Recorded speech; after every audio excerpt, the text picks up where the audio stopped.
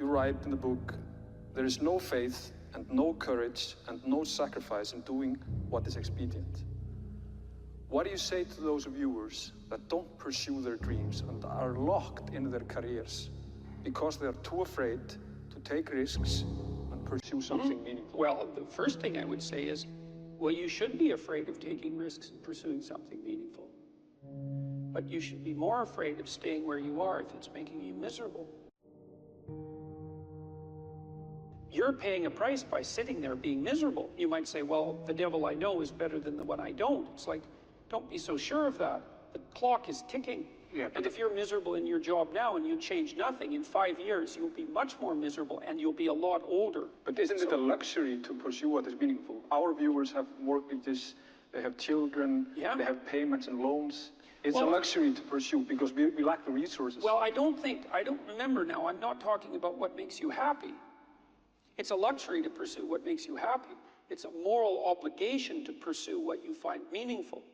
And that doesn't mean it's easy. It might require sacrifice. If you need to change your job too, let's say you have a family and children and a mortgage, you have responsibilities.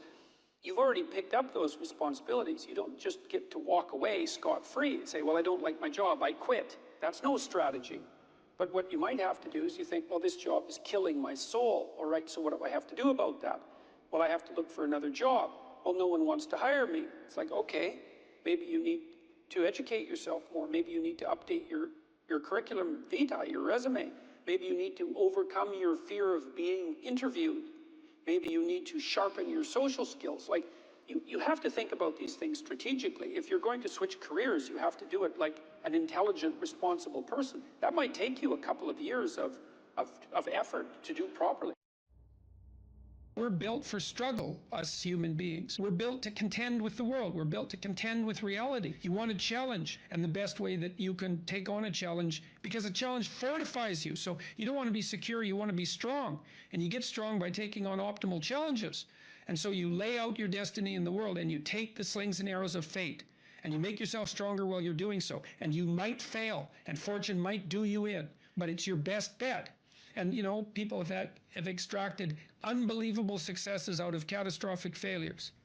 And so, and I'm not saying that in a naive way. I know perfectly well what happens to people. You know, you're doing fine in life and then you get cancer, and then 6 months later you're dead. And all the heroism in the world isn't going to save you at that point. But that's not the point. That's not the point. Life is bounded by mortality. But that doesn't mean that you don't get out there and contend. And you develop by contending, and you minimize the net amount of suffering in the world.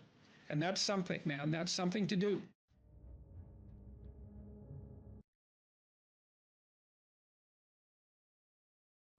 Young people always have a reason to be upset and cynical about the current state of affairs. And it's that way forever. And so it's useful, I think, to consider such considerations or such conceptualizations as the patriarchy in that light, because it's an archetypal truth that the social structure is corrupt and incomplete. And what that means is that it's something that you have to contend with every moment in some sense of your life. It's a permanent fact of existence. And to be upset that the structures, the social structures, or even the biological structures within which we live are incomplete and imperfect, is to take that personally, that's the worst part of it. To take that personally is a misreading of the existential condition of humankind, because it's always the case that what you have been given and what you live in is degenerate and corrupt and in need of repair.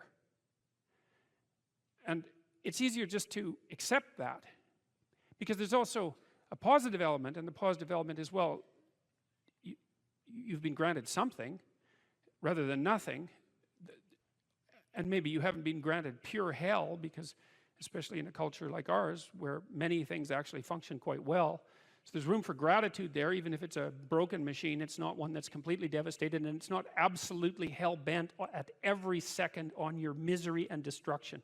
And it easily could be, because many societies are like that. And so the fact that we happen to live in one that isn't corrupt beyond imagining is something to be eternally grateful for. Well, so we live inside a damaged structure, and we also bear responsibility for that damage because we don't do everything we can to constantly repair it. And you might say, well, that's actually one of the fundamental, people say, well, what's the meaning of life? What they really mean is, what's the positive meaning of life? Because as we've already discussed, the negative meanings of life are more or less self-evident.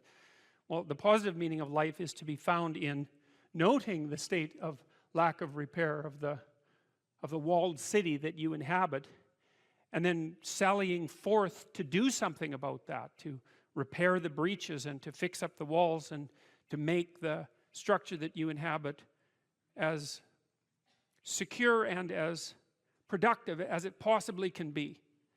And there's no shortage of opportunities to do that. You can do that in your own mind, you can do that in your own room, you can do that in your own household, in your local community. And maybe if you get good at doing it at all those levels, then you can start to look beyond that. And so there's challenges.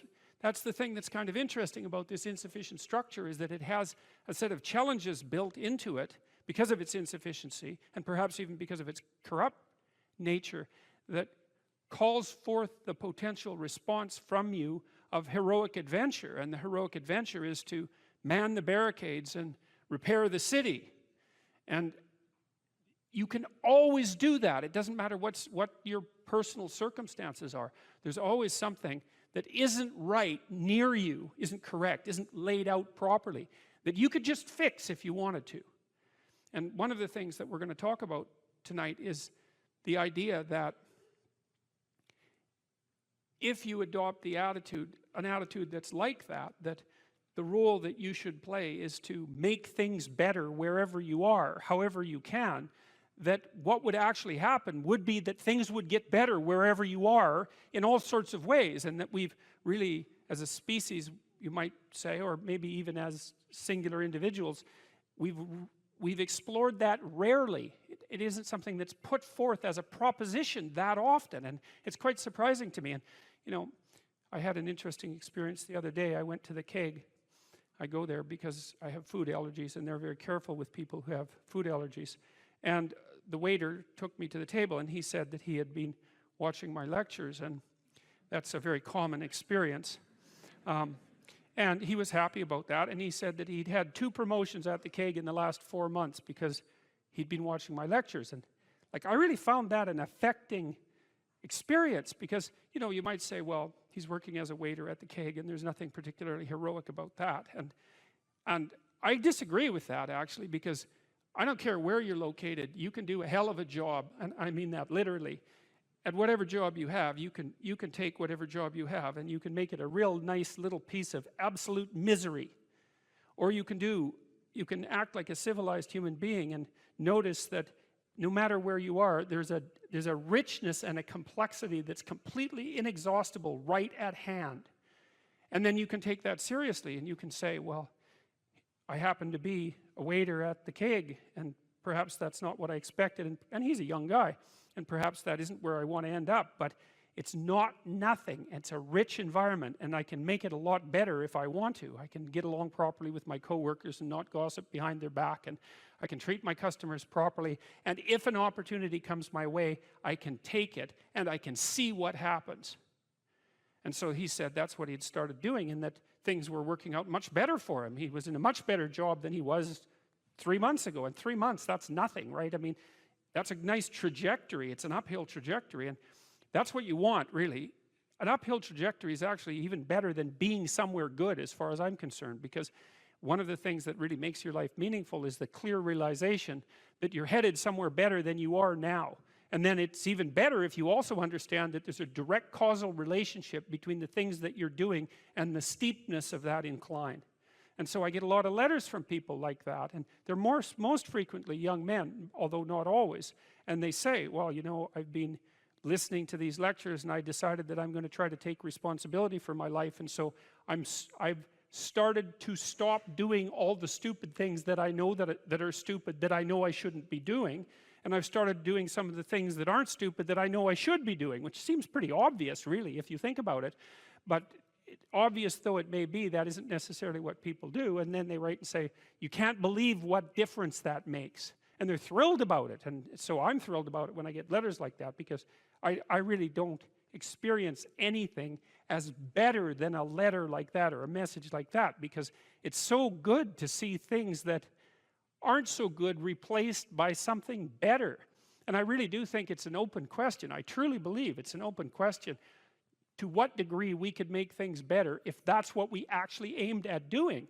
You know, in some of the stories that we've covered already, the story of Cain and Abel in particular is really an analysis of that problem, which is so remarkable. It occurs so early in this document. It's such a foundational story, and it basically says, well, there's two modes of being in the world, right? There's one where you adopt the responsibility for living properly, for being properly, and you make the sacrifices necessary for doing that, and then everything will flourish properly. And the other one is a pathway of resentment and bitterness and rejection and murder and genocide, and that just seems exactly right to me. And so if the positive path beckons, if you can actually see what it is, if you can lower yourself enough to see what it is. Carl Jung said once that modern people didn't see God because they didn't look low enough. It's a phrase I really, really like, because people denigrate the opportunities that are right in front of them. And there's no reason to do that, because what's right in front of you is the majesty of being. That's what's right in front of you. It's inexhaustibly complex and full of potential, and there's no reason to assume that wherever you happen to be isn't as good a starting place as anywhere else. Now, you know, I know some people have terrible, terrible lives. They're in situations that are absolutely unbearable. But I also do know that even situations like that can be made a hell of a lot worse by the worst kind of attitude. That's for sure. So anyway, so that's where you are. You're in a damaged structure. You're a damaged structure. You're in a damaged structure. But, you know, at least it's got some walls. You know, you're not being fed to the lions on a regular basis, so that's a good thing. And you can emerge forward, you know, heroically, magically, to confront the chaos that constantly threatens the structure within which you live. And you can free something as a consequence of that. You can learn something. You can strengthen yourself. That's the other thing, because what you're actually made of, in many ways, what informs you, what you're made of, is what you encounter when you voluntarily encounter the unknown. And so the more you voluntarily encounter the unknown, the more you get made of. And the more you get made of, the more there is to you. And then the more you're good at encountering the unknown and restructuring order and calling forth proper order out of the potential of being. And God, you got to think, why wouldn't you do that, since you can do that? And it's an endless mystery. You know, I think part of it is that people, well, it's also encapsulated to some degree in the story of Adam and Eve, because what happens to Adam is when he becomes self-conscious, right? He becomes ashamed of himself and regards himself as a lowly sort of creature. And there's endless reasons why people would do that, because, of course, we're rife with imperfection. And so he hides from God. And I think that's actually the answer to the conundrum, which is that people don't aspire to the highest good because they're deeply ashamed of themselves and their weaknesses and their insufficiencies. And so that's not the only reason. I mean, there's the desire to avoid responsibility, and there's all the negative motivations as well, like resentment and hatred and the desire to make things worse. I don't want to, you know, give us too much of a break, but it's something like that. But it's okay to not be in a very good place if what you're trying to do with that not very good place is make it better. And one of the things I really have learned as a clinical psychologist is that you just cannot believe how powerful incremental progress is. You can do the calculations like, it's like compound interest, you know. If you make your life 0.1% better a week, man, in 2 or 3 years, you're in such a better place than you were that it isn't even like the same domain. And if you keep that up for 10 years or 20 years, you know, especially if you're young and you start early, you start to straighten yourself out and fix the things that you can fix. You can transform your lives in ways that are completely unimaginable. And God only knows what the upper limit of that is in terms of human possibility, because we are amazing creatures, you know, when we really get our act together and stop running at 10% of our capacity, you know. So So that's what you do. You've got, the fact that things aren't exactly the way they should be at least gives you something to do, and that's maybe something great to do, because there's no shortage of suffering and trouble that besets the world that you could conceivably ameliorate in some way. And the utility and meaning, the utility of that and the intrinsic meaning of that is self-evident. So it also makes me curious about nihilism, for example, and despair, because I mean, I understand those emotions, I understand them deeply, and the intellectual mindset that goes along with it, but they just seem beside the point to me in some sense, because there are so many things that need doing that all you really have to do is open your eyes and look at them and then decide that you're actually going to do something about them. And you might think, well, what's within my scope of influence is so trivial that it's not worth doing. It's like, it won't stay trivial for long if you do it. Not at all, and I don't think it's trivial to begin with. I don't think that I really don't believe that anything done right is trivial. And my experience in my life has been that anything I actually did paid off. It didn't pay off necessarily in the way that I expected it to pay off. That's a whole different story. But if it was genuine commitment to do something, even if it went sideways and the outcome was really something other than what I expected, the net consequence over time was nothing but good. So every new frontier that can be conquered is an advance forward, and there's no shortage of frontier because we're surrounded by the unknown. We're surrounded by our own ignorance, and we can continually move into that domain, into the domain of chaos, or we can restructure pathological order, and that's the secret to proper being. And so then you encounter chaos that way, and then you can regard yourself as the sort of entity that, despite its insufficiency, has the capability to conquer chaos, despite the danger of that. That's the other thing, because the fact that you're fragile is actually a precondition for your heroism, because if you weren't fragile, then there'd be nothing heroic about doing something difficult, right? Because if you couldn't be hurt or damaged or defeated or end up in failure, then where's the moral courage in the endeavor? It has to be that the fragility is built into the courage. And so it's not a reason not to engage in it at all. In fact, quite the contrary. And so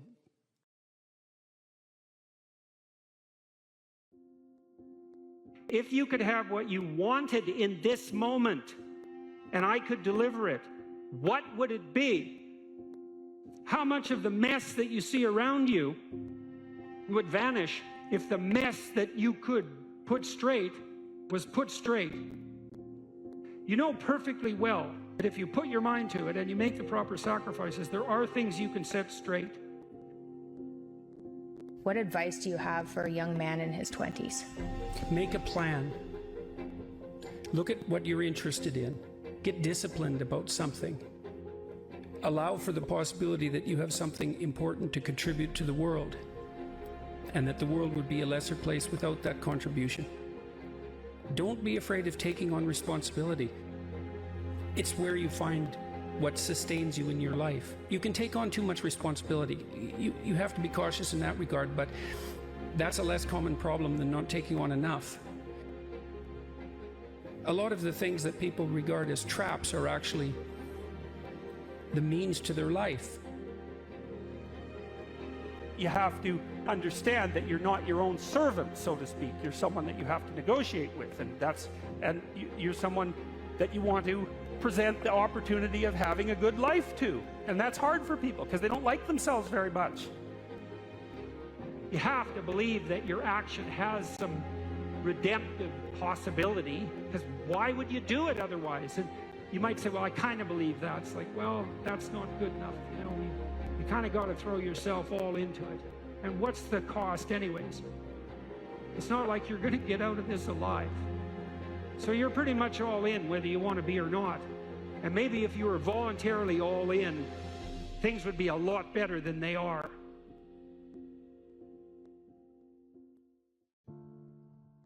If the world isn't everything that you want it to be, maybe you're not acting the way you should. One of the things people do to buttress themselves against failure is to never let themselves really gain clarity about what they need and want. Let's say you try something, but you only do it half-heartedly. And then you fail, and you think, well, I didn't really fail because, you know, I held a bunch back in reserve, and so I didn't get what I wanted, but maybe had I been all in, I would have. And so you don't have to upbraid yourself too much for the failure. Now, it's a catastrophic way to live, to sit on the fence and to not commit, because instead of risking the possibility of failure, you engage in what's essentially the absolute certainty of failure. Because if you want something worthwhile and difficult, which you probably do if you want to have an adventure and go somewhere, then what's the chance you're going to get it if you're halfway in? You can't be halfway in, but that sort of protects you against failure, because you can tell yourself, well, if I tried, I could have done it. It's like, you know, you tell yourself that 200 times and your life's over.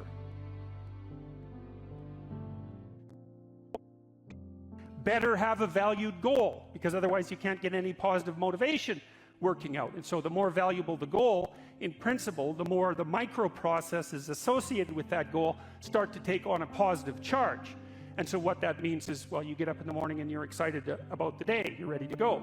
And so as far as I can tell, what you do is you specify your long-term ideal, you specify your goal.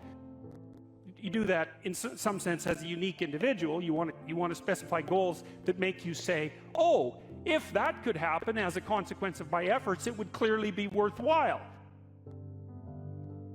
Would it really be so terrible if my life wasn't miserable? Would it be so terrible if I got what I wanted and needed, especially if I was doing that in the best possible way? Well, there isn't anything better to have than a problem that's worth solving. Like, that's really worth solving, right? And so the more of that you take on, the more you have a reason to get out of bed in the morning, no matter what. Like, I'm getting up, I'm trudging forward. Doesn't matter what I'm suffering from. I've got things that need to be done. They're necessary. And that gives you that sense of purpose that is the antidote to bitterness. So, yeah, there's lots of reasons to, you know, because I've thought for a long time, imagine you have a choice in front of you, because you do. So here's the choice. Your life is either meaningful or meaningless. Okay, so let's go through the meaningless part first. Because you think, well, of course I don't want it to be meaningless. It's like, yeah, just hold on a second. Nothing you do matters. And so impulsive pleasure is the order of the day. No responsibility. You can do whatever you want. It's like Pleasure Island in Pinocchio, right? Or it's like Neverland in Peter Pan. You're still a kid. You can play all the time. Yeah. Impulsive pleasure and no responsibility. That's the reward for meaninglessness.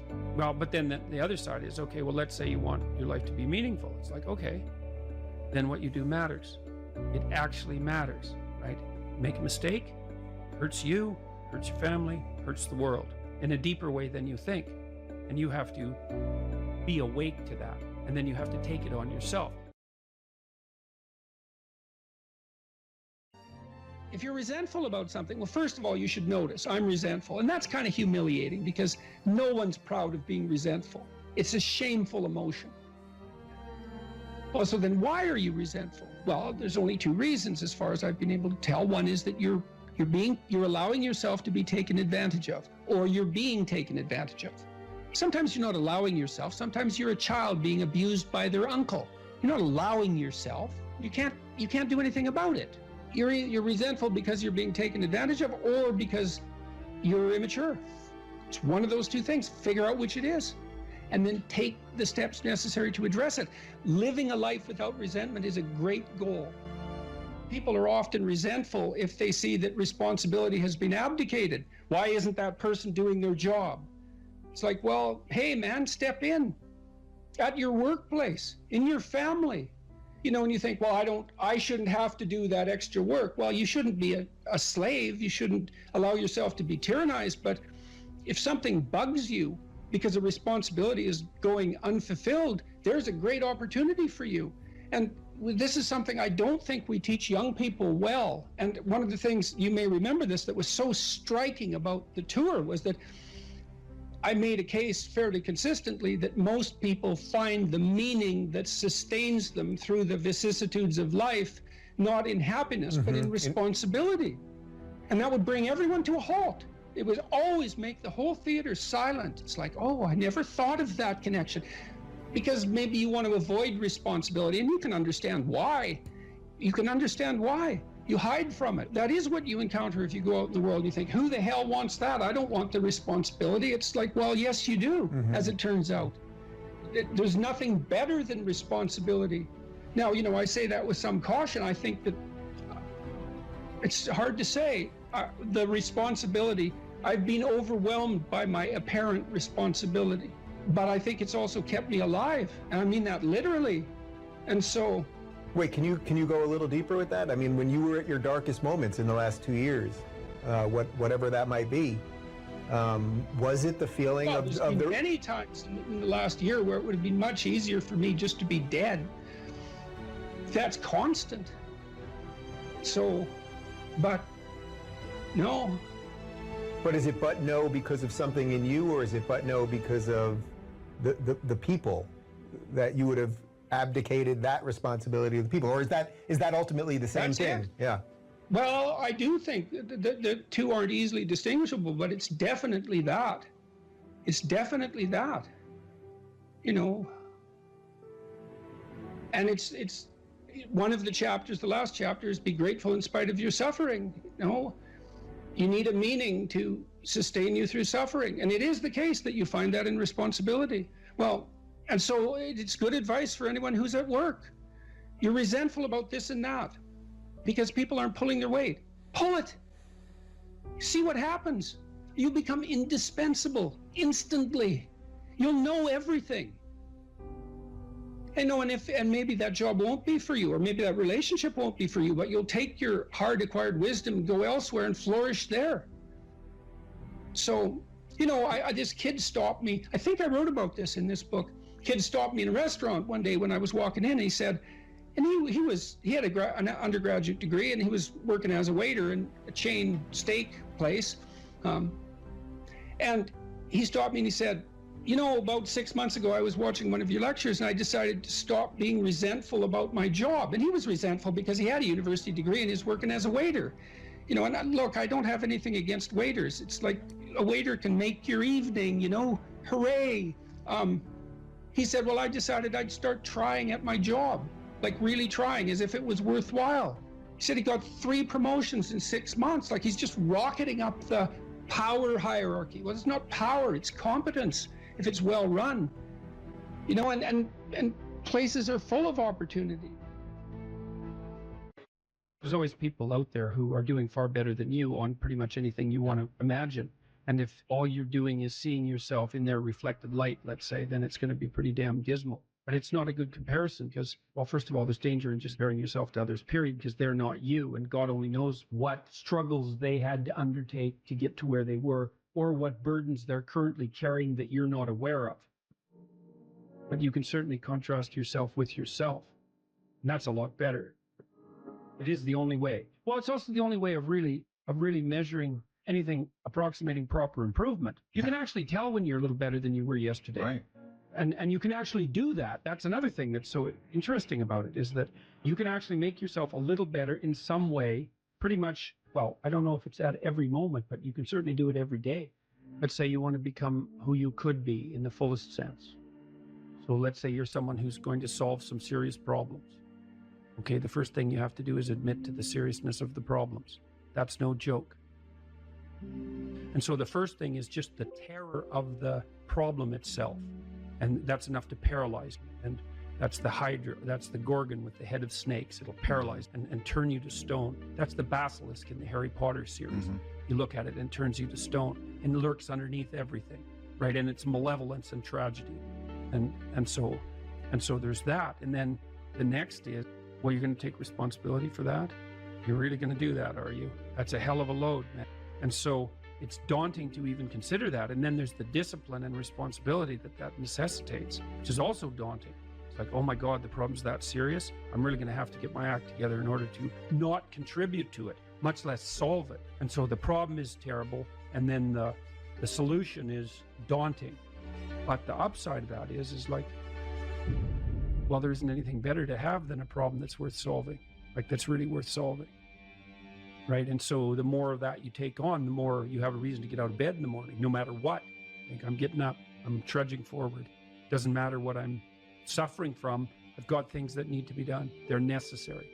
And that gives you that sense of purpose that is the antidote to bitterness. Okay, well, let's say you want your life to be meaningful. It's like, okay, then what you do matters. It actually matters. Or how starting to clean up the room changed their life. That's quite fun because it's something I always tell people to do instead of going out and protesting. Jesus, I just can't stand Cleaning up that. the room? Yeah. Meaning? Well, my sense is that if you want to change the world, you start from yourself and work outward because you build your competence that way. It's like, I don't know how you can go out and protest the structure of the entire economic system if you can't keep your room organized. Well, I made a video call, which was called Message to Millennials, where it was called How to Change the World Properly. A bit of on the pretentious side, I suppose, but I was trying to produce something that was a counterposition to this idea that what you should do is go out and fix up other people. You know, that's just not right. And there's a New Testament line about that, something about, you know, not worrying too much about the log in your neighbor's eye, or about the speck in your neighbor's eye when you have a log in your eye. What would the world be like if people stopped avoiding the things they knew they should do? You know, because the question is, how much are we contributing to the fact that life is an existential catastrophe and a tragedy? How much is our own corruption contributing to that? That's a really worthwhile question. The things you leave undone because you're angry, you're resentful, you're lazy, you have inertia. Well, you consult your conscience and it says, well, you know, that place over there could use a little work. It's the same as working on yourself, and so you clean that up because you can. And then things are a little clearer around you. And you're a little better off because you've practiced a bit. And so you're a little stronger, and then something else manifests itself and says, well, maybe you could like take a crack at fixing me up too. So you decide to do that. And then that gets a little bit more pristine, you know, and soon, and it's humble because you're not exceeding your domain of competence. You know, it's like, don't be fixing up the economy, 18-year-olds. You don't know anything about the economy. It's a massive, complex machine beyond anyone's understanding, and you mess with it at your peril. So, and can you even clean up your own room? No. Well, you should think about that. You should think about that. Another way of thinking about this too, you know, in the Abrahamic stories, God calls to Abraham to get him to leave his father's tent. He's there like till he's 80, you know, lagging around, lolling around, being useless. And the call to adventure arises, and it's attributed to the voice of God. And Abraham goes out in the world, and he has a hell of a terrible time of it. He encounters famine and tyranny and conspiracy to steal his wife. And like, it's really quite dreadful, to the point where you might think that Abraham was a lot better off just being in his tent. But the story insists that Abraham's adventure is not only necessary, but a precondition for, well, for the entirety of Western civilization that follows in his stead, essentially. And so it's difficult, but necessary. And I think there's an analogy between the voice that calls Abraham as an individual away from his father's tent, you know, the safe confines of his father's tent, and the political voice that calls Moses to pull his entire people out of the tyranny in Egypt. I don't think that's an unreasonable parallelism. And so God in that situation is the voice of adventure and the voice of freedom.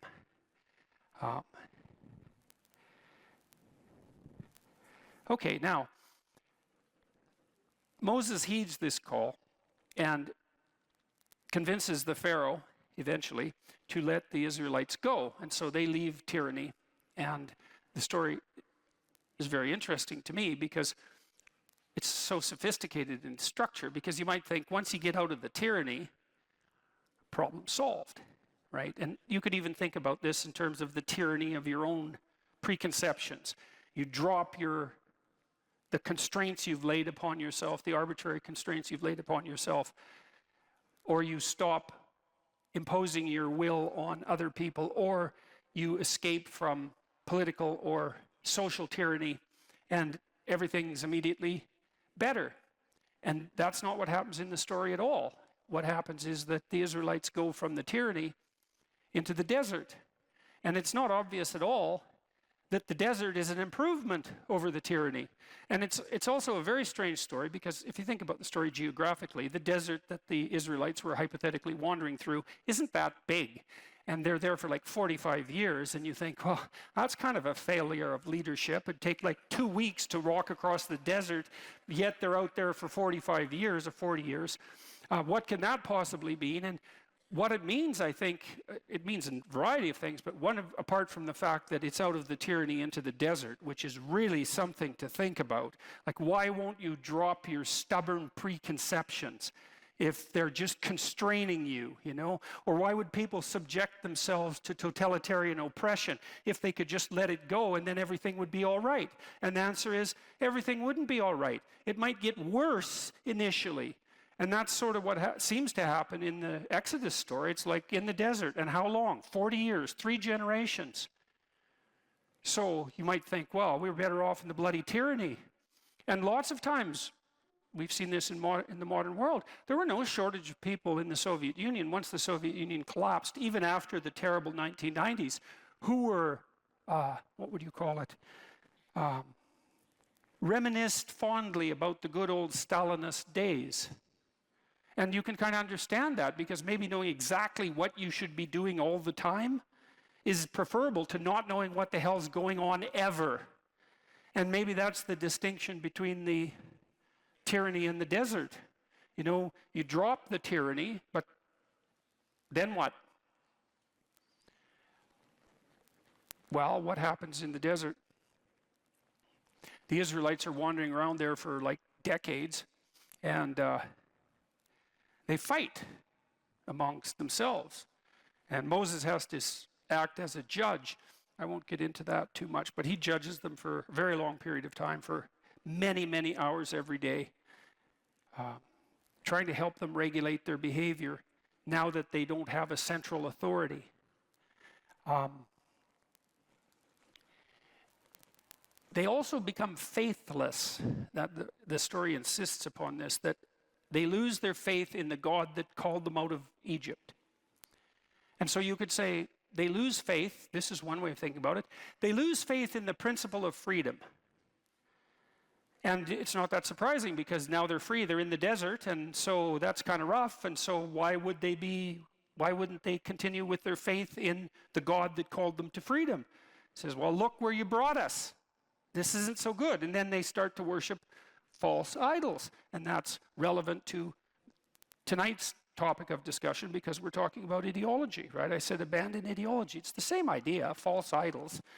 What makes an idol false? The Israelites are thinking, well, God and his desire for freedom brought us to this desert. How about a new God? You know, one that's not so annoying, let's say.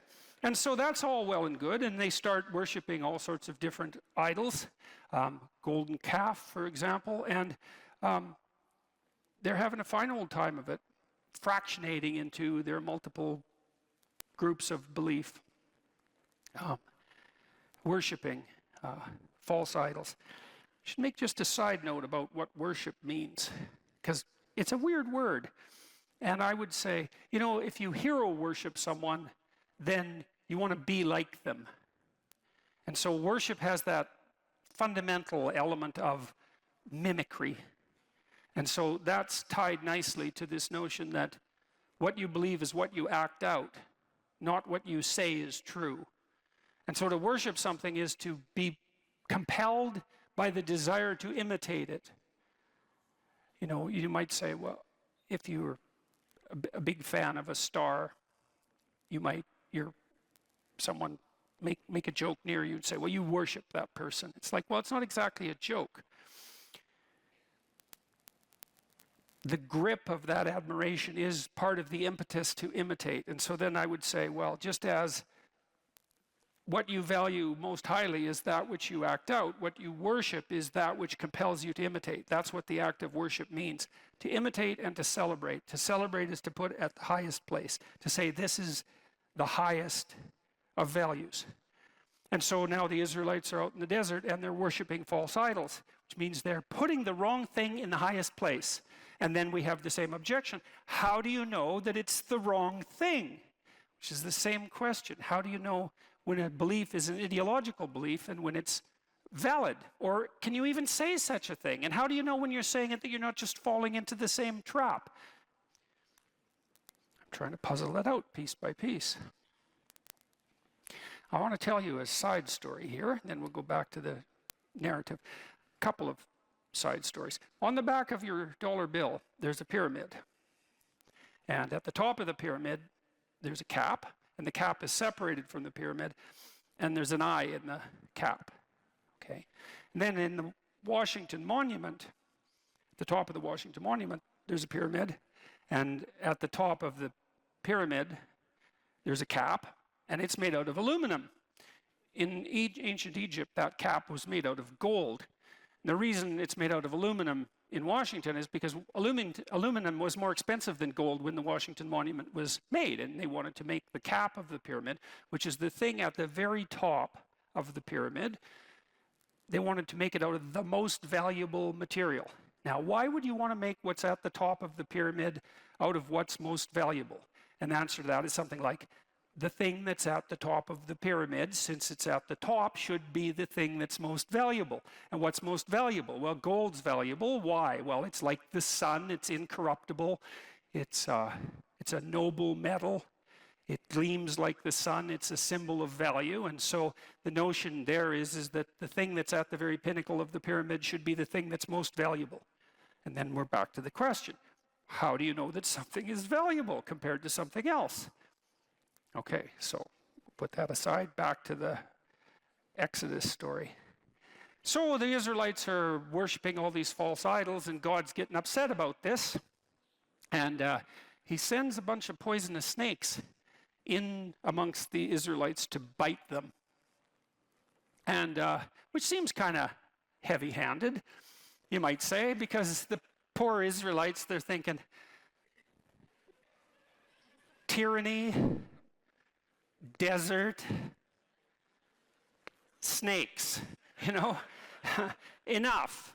And fair enough, you know, I have all sorts of sympathy for their position, because out of the tyranny into the desert, that's no joke. And then to add snakes to that seems like too much. But doesn't matter, because you'll find yourself in your life at times when you've gone out of the tyranny into the desert and you're suffering plenty, and then the snakes come and you're suffering even more. And well, the Israelites get together and they go to Moses. They get together and they think, okay, enough snakes. We'll repent. They go to Moses and they say, look, we get it. Can you have a chat with God? Get him to call off the snakes. And so Moses says, I'll see what I can do. And he goes and has a chat with God, and he says, you know, you're stiff-necked people. It's a reference to the Pharaoh. Repent.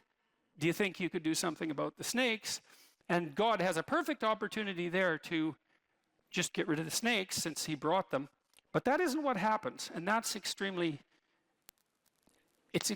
strange, at least. Now, I'm not going to claim that what I am going to tell you that I think it means is what it means, because who knows these things. But I think we could all agree that at the very least, that's very strange.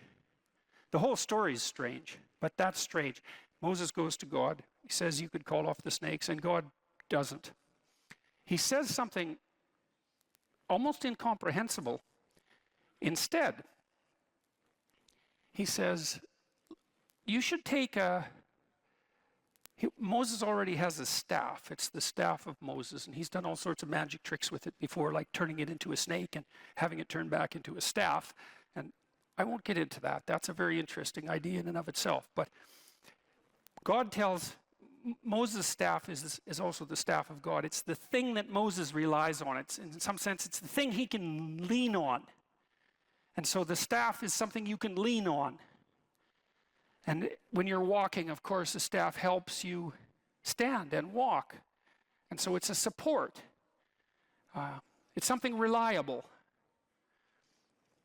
Anyways, God tells Moses, take the staff and cast it in bronze, and then cast a snake in bronze, so make a sculpture, and stick the snake on the staff and put the staff in the ground, and then have the Israelites go look at the snake. And if they do that, then they won't be poisoned when they get bitten.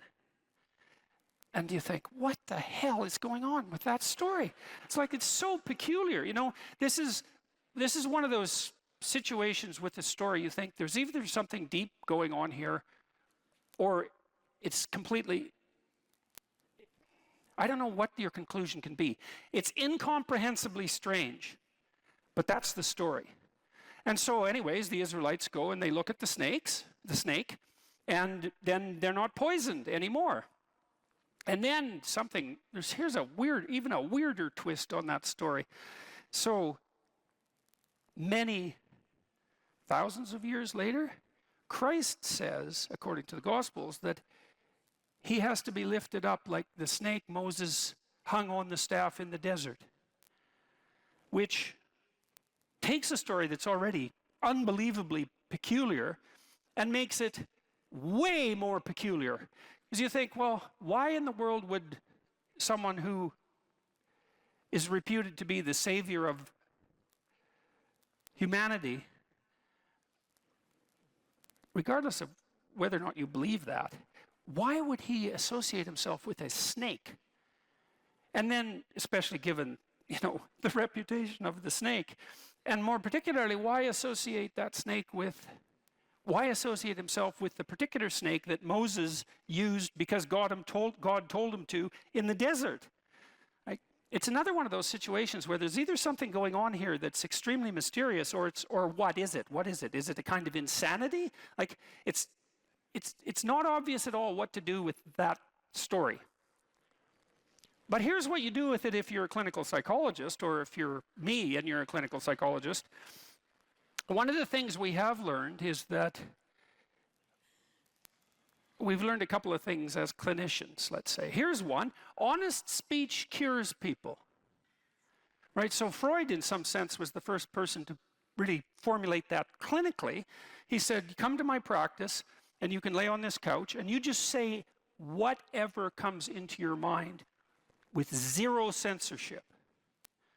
And the consequence of that will be your thoughts will weave a pathway to your problems, which will then reveal themselves in a manner that, in principle, allows you to, for Freud, express the emotion associated with the problem and be cured as a consequence. Now, I don't think Freud had that right, because it's not the expression of the emotion that's curative, but it is the case that clinicians have agreed that untrammeled speech, so that would be free speech, except in the clinical setting, is in fact curative. And you kind of know that, right? Because you have people around you, perhaps, that you can tell the truth to, and vice versa. And there are times when, well, all the time, that might be painful because they tell the truth, and so do you, but it's really helpful, and sometimes it's absolutely bloody necessary, right? Especially if you're in trouble, because you want someone that you can tell the truth to who will return the favor. And because thought is associated with adaptation, then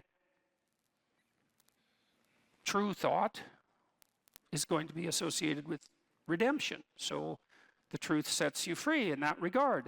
And so that's one thing that clinicians have all converged on, regardless of their school of clinical endeavor. And here's another.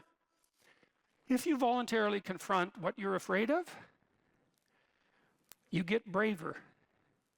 And so the behavior therapists, the Freudians figured this out a bit, because they would have you revisit trauma that occurred earlier in your life.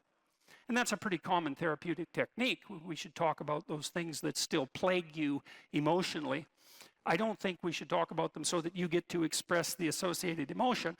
I think we should talk about them so you figure out how it was that you were vulnerable enough so that you got hurt, and then figure out how to not have that happen anymore. I think that's really the conclusion of a century's worth of clinical practice. But the other conclusion is, you face what you're afraid of voluntarily, you get better.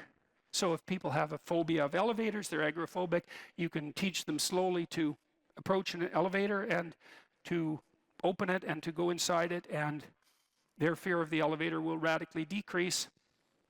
And their fear of many other things will decrease simultaneously, because it turns out that when you face the things you're afraid of voluntarily, you don't get less afraid. You get braver. And that's better than less afraid, because imagine if it's just less afraid, you'd have to expose yourself to every single thing you were ever afraid of, in order to become less afraid. But if you got braver, you just expose yourself to some of the things that, that intimidate you, and there'd be a growth of personality as a consequence of that, and then you'd be better off in facing all of the things you're afraid of.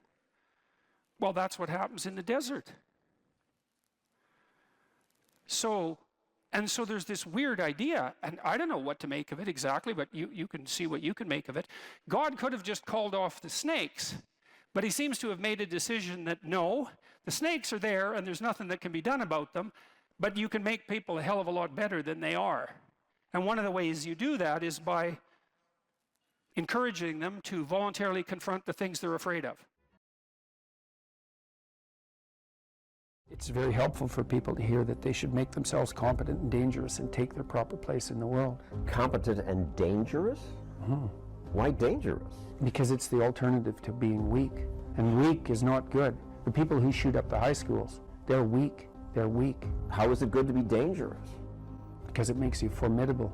And life is a very difficult process. And you're not prepared for it unless you have the capacity to be dangerous. That doesn't mean that you should be cruel. It doesn't mean any of that. There's a statement in the New Testament, the meek shall inherit the earth. But the meek isn't well translated. It means something more like, those who have swords and know how to use them but keep them sheathed will inherit the world. That's a way better way of thinking about it. You have to be powerful and formidable and then peaceful, in that order. And that's not the same as being naive and weak and harmless, which is what young men are being encouraged to be.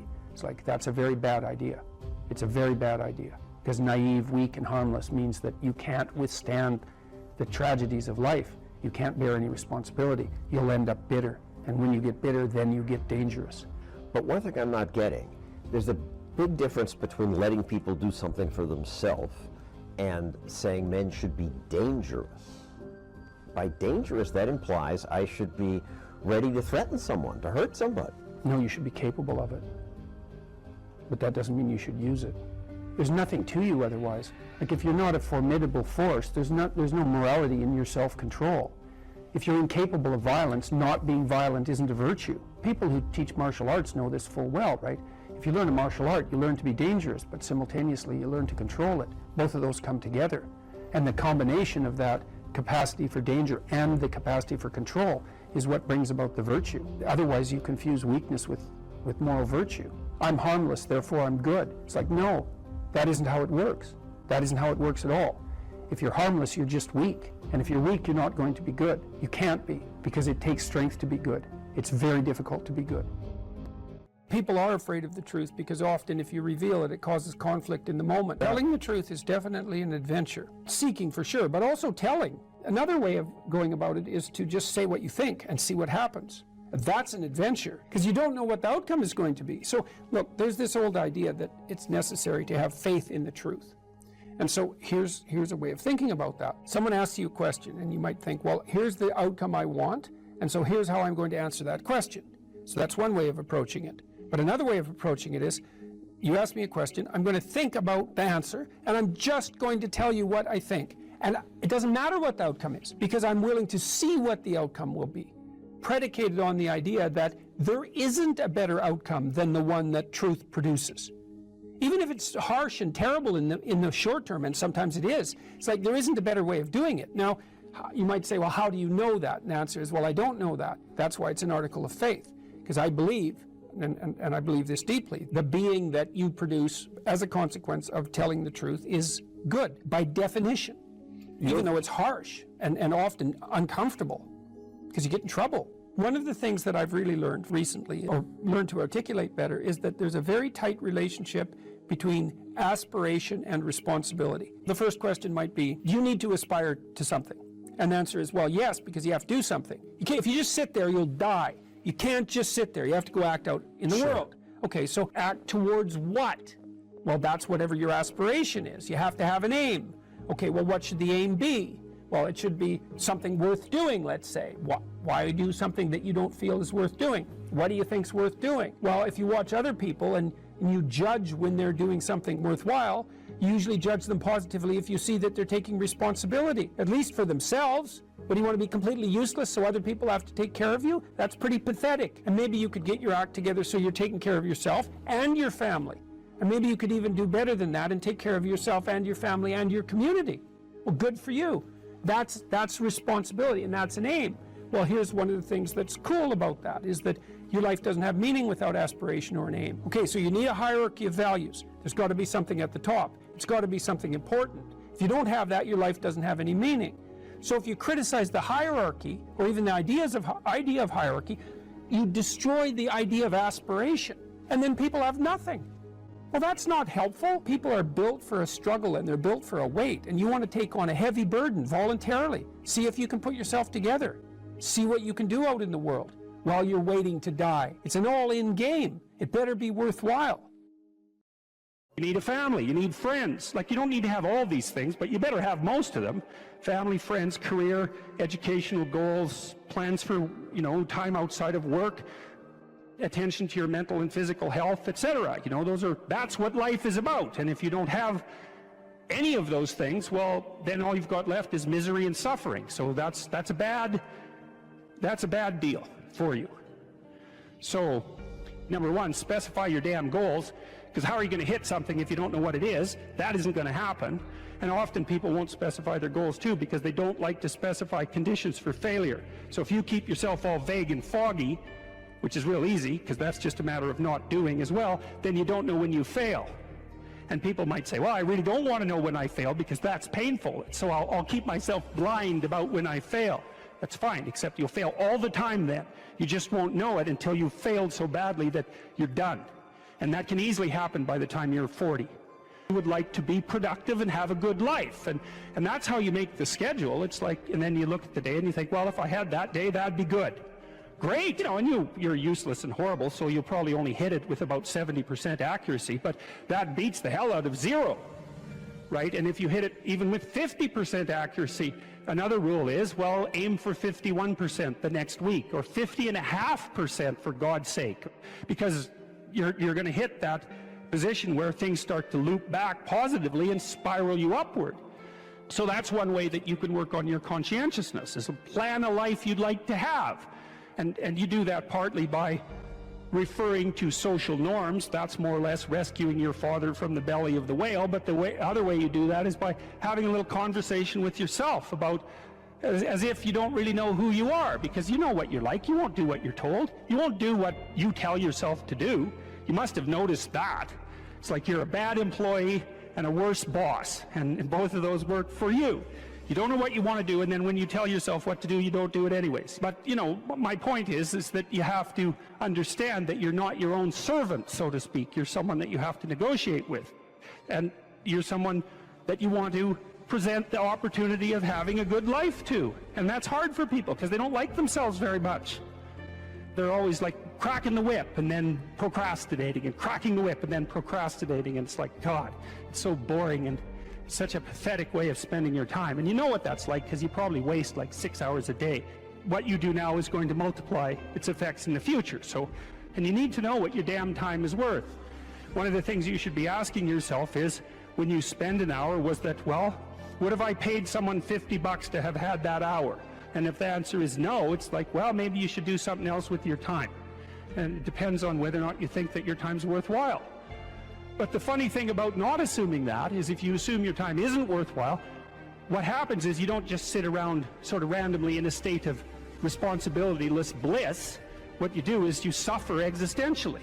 Someone who is incapable of cruelty is a higher moral being than someone who is capable of cruelty. And I would say, and this follows Jung as well, that that's incorrect, and it's dangerously incorrect, because if you are not capable of cruelty, you are absolutely a victim to anyone who is.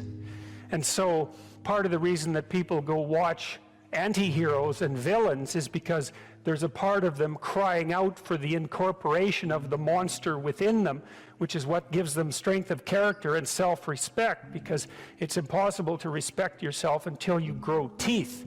And if you grow teeth, then you realize that you're somewhat dangerous, or maybe somewhat seriously dangerous, and then you might be more willing to demand that you treat yourself with respect and other people do the same thing.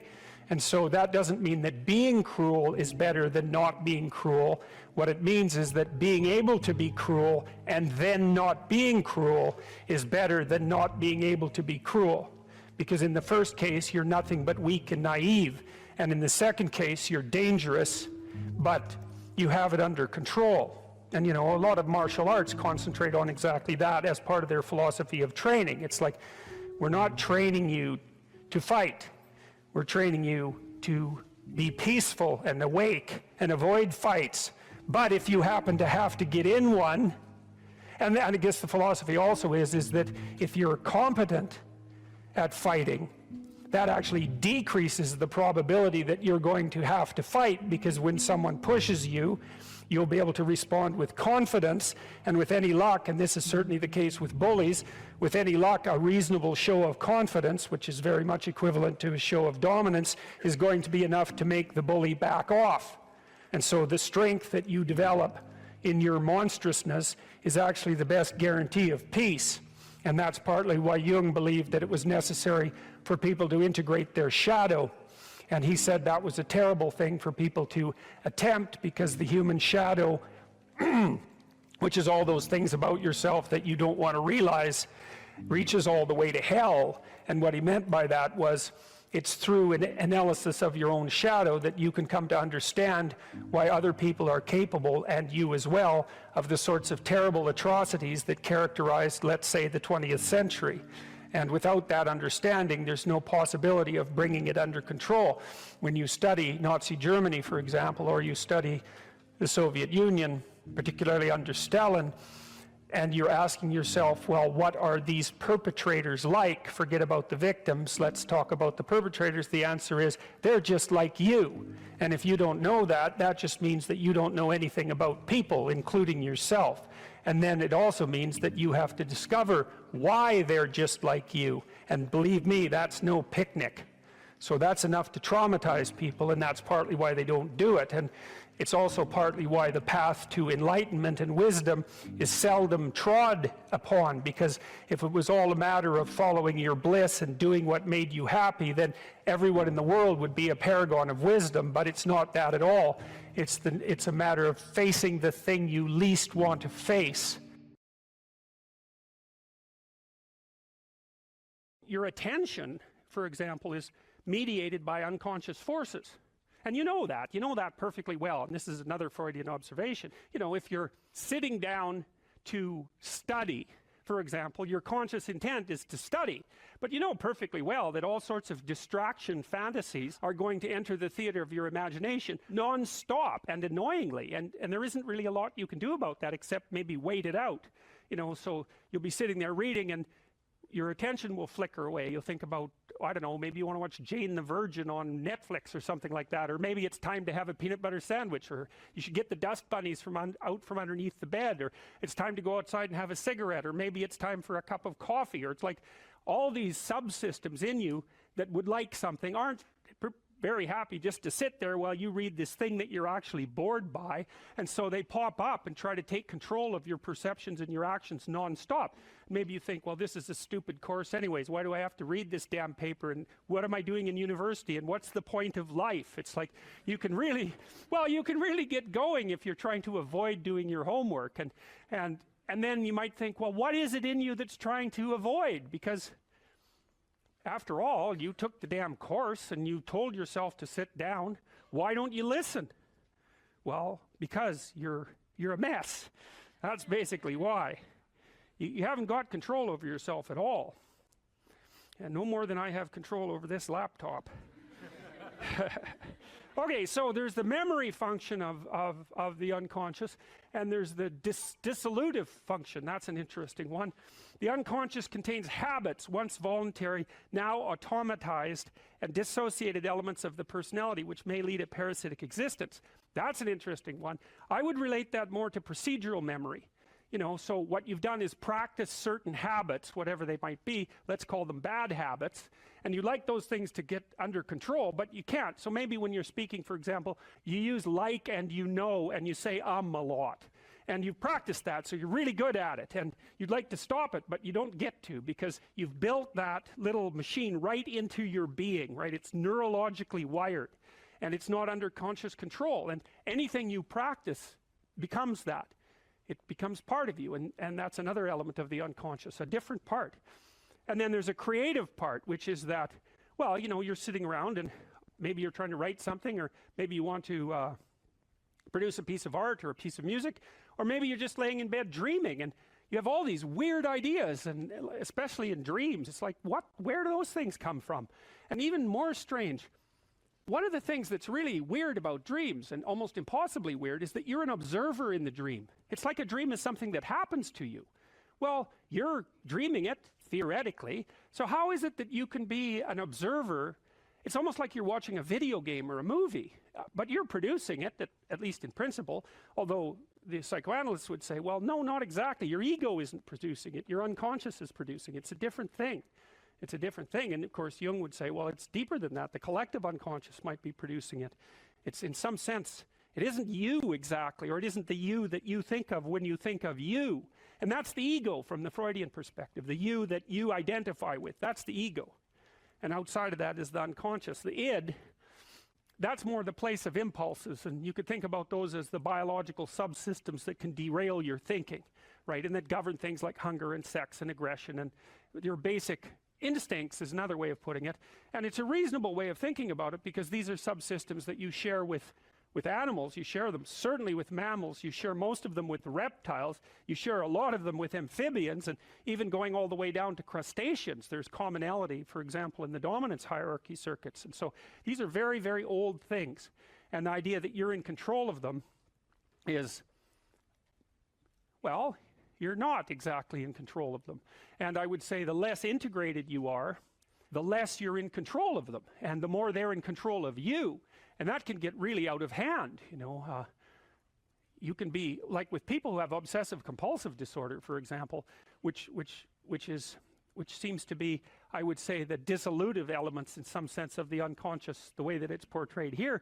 Poor people with obsessive compulsive disorder, they can spend half their time doing things that they can't really control, and they have very strong impulses to do them, and it's very hard on them to block them, you know. They'll almost panic if those things are blocked. And then you have people with Tourette's syndrome, you know, that they'll be doing all sorts of weird dances and spouting off obscenities and imitating people without being able to control it, and sometimes a little bit of antipsychotic medication can dampen that down, but it's as if there are these autonomous semi-spirits inside of them that grip control over their behavior and make them do things. And you know, you find that to some degree in your own life, because maybe you've become very attracted to someone, even maybe you don't want to be attracted to the person, and then you find yourself, you know, texting them when you know perfectly well that you should be going to bed, and you know, you're in a grip of something, and you can't control it, and that's all part of the unconscious and all part of what Freud was studying. People don't get what they want is because they don't actually figure out what it is. And the probability that you're going to get what would be good for you, let's say, which would even be better than what you want, right? Because, you know, you might be wrong about what you want easily, but maybe you could get what would really be good for you. Well, why don't you? Well, because you don't try. You don't think, okay, here's what I would like if I could have it. And I don't mean in a way that you manipulate the world to force it to deliver you goods for status or something like that. That isn't what I mean. I mean something like, imagine that you were taking care of yourself like you were someone you actually cared for.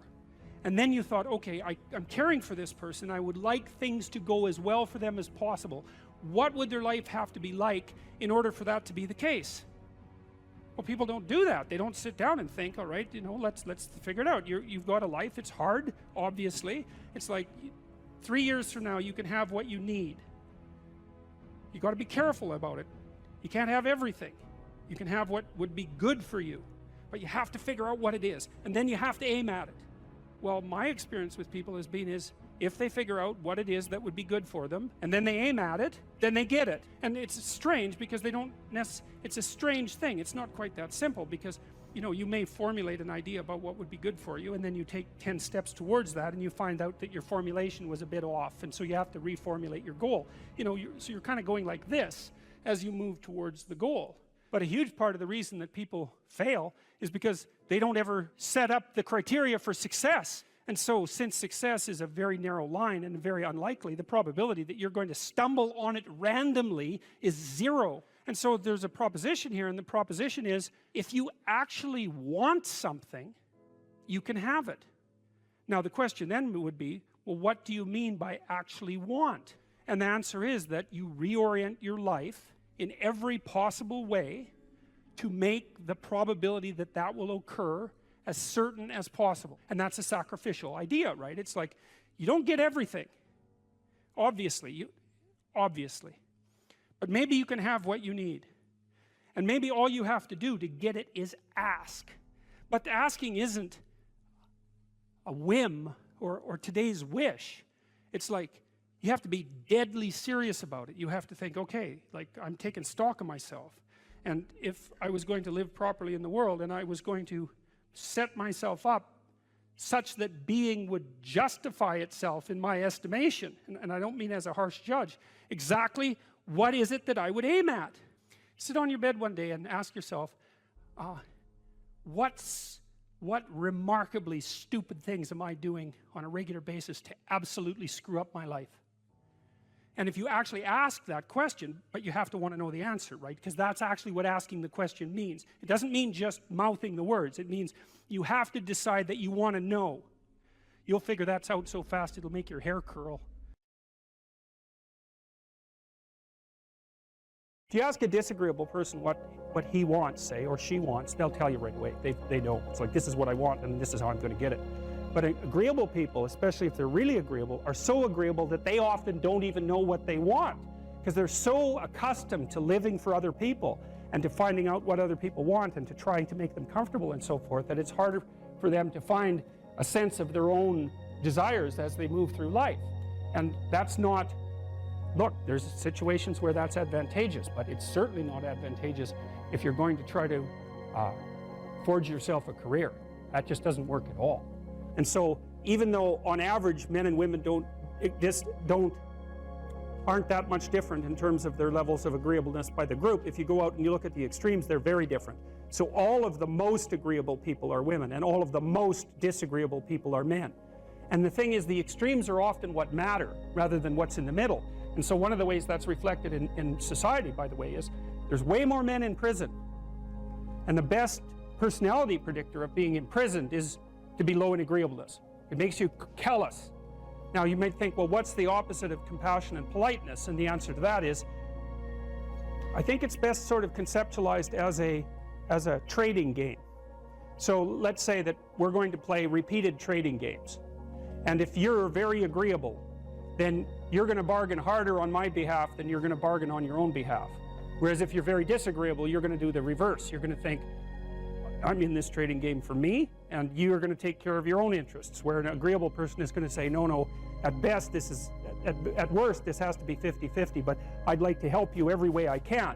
One of the things you have to be careful of if you're agreeable is not to be exploited, because you'll line up to be exploited. And I think the reason for that is because you're wired to be exploited by infants.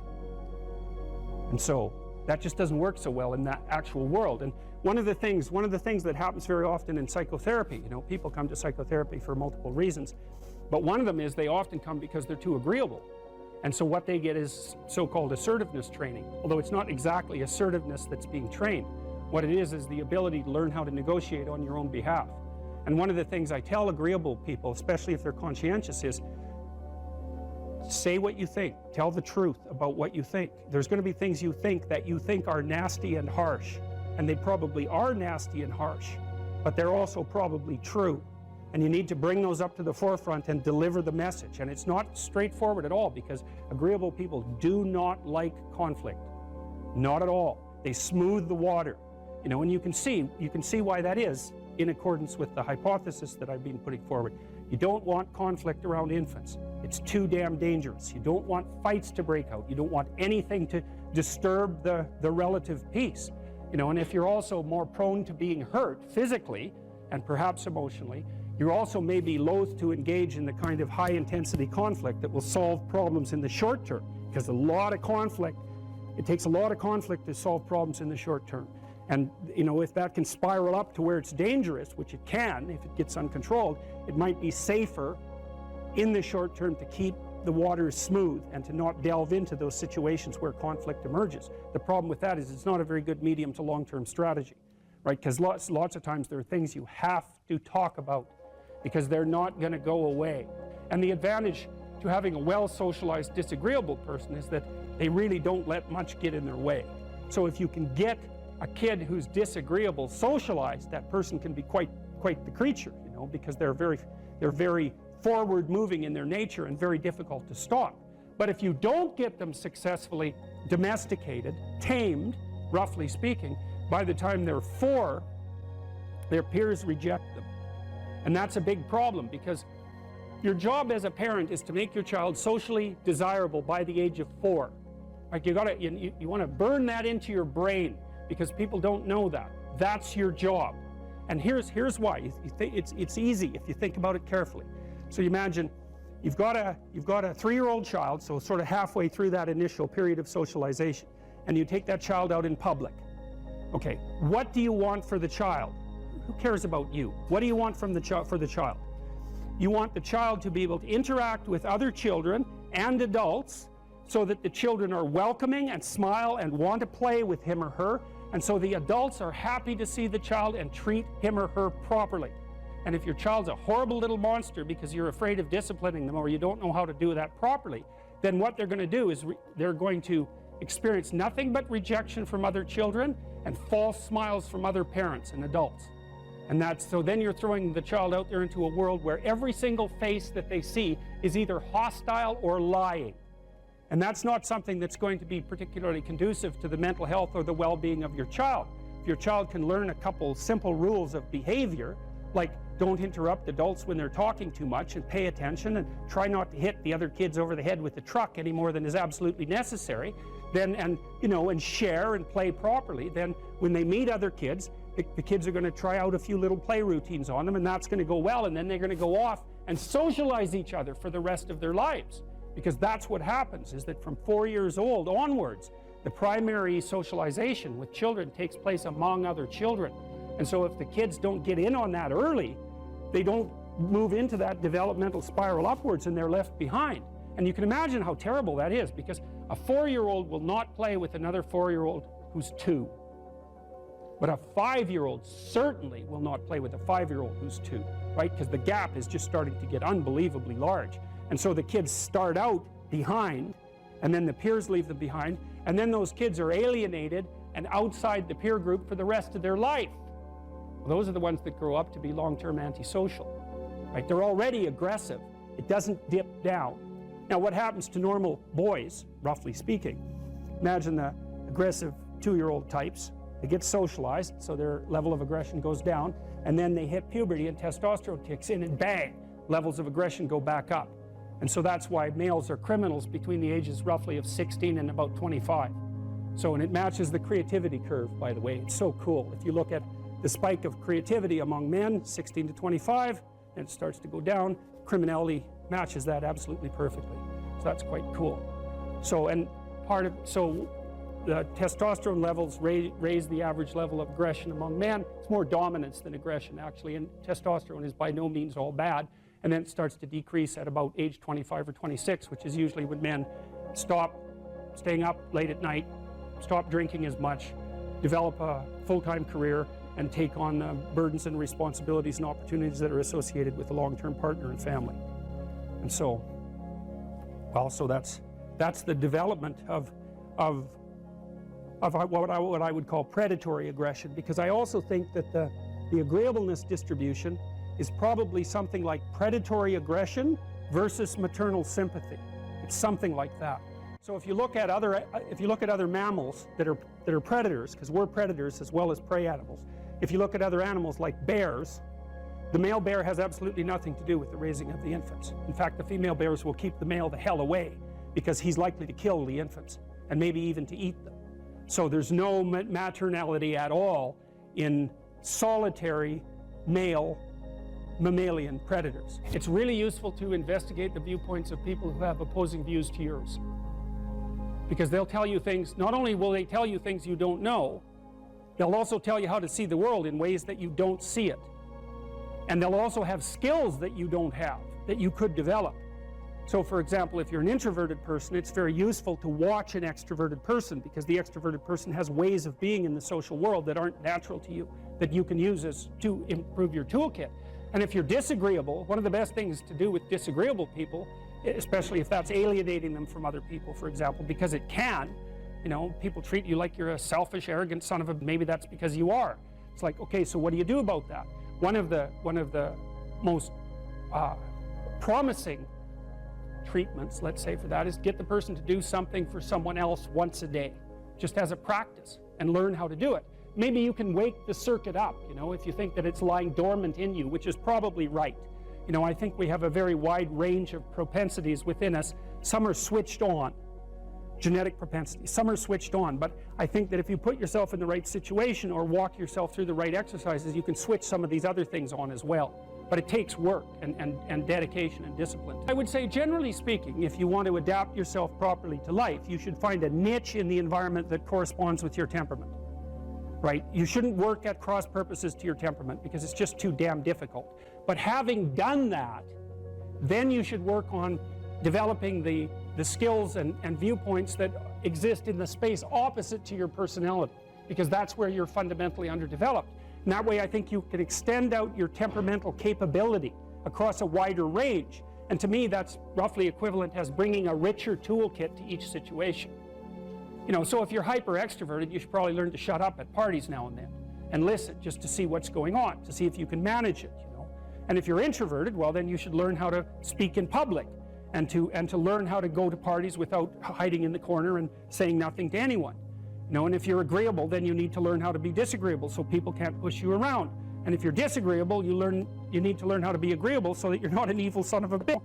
So, and the same thing applies even in the conscientious domain. It's like if you're too conscientious, you need to learn to relax and let go a little bit. And if you're unconscientious, it's time, like, get out the Google Calendar, man, and start scheduling your day, right? And beat yourself on the back of the head with a stick until you're disciplined enough so that you can actually stick to something for some length of time and not living in absolute squalor, which is something that would characterize someone who's very disorderly, for example, because they don't notice. It doesn't bother them, disorder. It's like, maybe they can see it, but it doesn't have any emotional valence, and so it doesn't have any motivational significance. You know, so the other thing you might want to think about too, if you're choosing a partner, is try not to choose someone who's too distant from you on the temperamental variables, because you're going to have a hard time bridging the gap. You know, it's hard for an introverted person and an extroverted person to coexist. And it's really hard for an orderly person and a disorderly person to coexist, because they will drive each other nuts. Why don't you pick up? Why are you so obsessed by it? That's the basic argument, you know. So it's useful to know about your temperament so that you can negotiate the space with your partner as well. And I don't think you should try to find someone who's exactly the same as you, because then you don't have the benefits of the alternative viewpoint. But you got to watch it, because you may hit irreconcilable differences of various sorts. And I've seen that most particularly among couples who are high and low in openness. That's a rough one. And also high and low in conscientiousness. That's another rough one, because they just cannot see how the other person sees the world at all. And I would say you don't just have to face the reality of unjust suffering and death in your life. You have to face the reality of hell. And you might say, well, I don't believe in hell. It's like, well, do you believe in Nazi Germany? You know, do you believe in the Stalinist Soviet Union or Maoist China or Cambodia? That's hell. And you can assess that more deeply. You could say, well, That's not even hell, that's not as precise a formulation of hell as you might be able to conceptualize. Hell is actually participation in the process that led to the establishment of those countries. And that's something that human beings do. And the fact that we do that is something we have to face. And maybe that's even worse than death. And I think you can make a case for that. I really do. I think there are things in life that are worse than death. There are things in life that are worse than unjust suffering and death. And the things that lead to hell are worse. And you might think, well, I don't have to worry about that. It's like, yeah, you do, as a matter of fact, because you're going to face those things too. And you're going to face that when you face your own malevolence, which you will, and you're going to face that when you face the malevolence of others, including the mob. And some of that's just death and tragedy, and some of it is something far darker and deeper than that. And so, yeah, you face that. And so that's kind of interesting. And then you might think, well, how should you face that? And that's where Tammy's story is relevant. It's like, well, so she went and swam with the sharks. And I wasn't very happy about that because our life has been adventurous enough. I thought, do you really need to go swim with the sharks? And the answer seemed to be, well, that would be an adventure. And, you know, I don't interfere with her when she's having an adventure. She's going to go have an adventure. It's far be it for me to interfere. And then she told me, you know, that you had to look the shark in the eye or it would think you're prey. Think, well, what do you have to look in the eye so you're not prey? And, you know, human beings have been trying to figure that out for a long time because we're strange animals, because we're predators, but we're also prey. And so I guess at any moment you're sort of deciding, well, are you a predator? Are you the thing that's on top, or are you prey? And you're prey if you turn tail and run.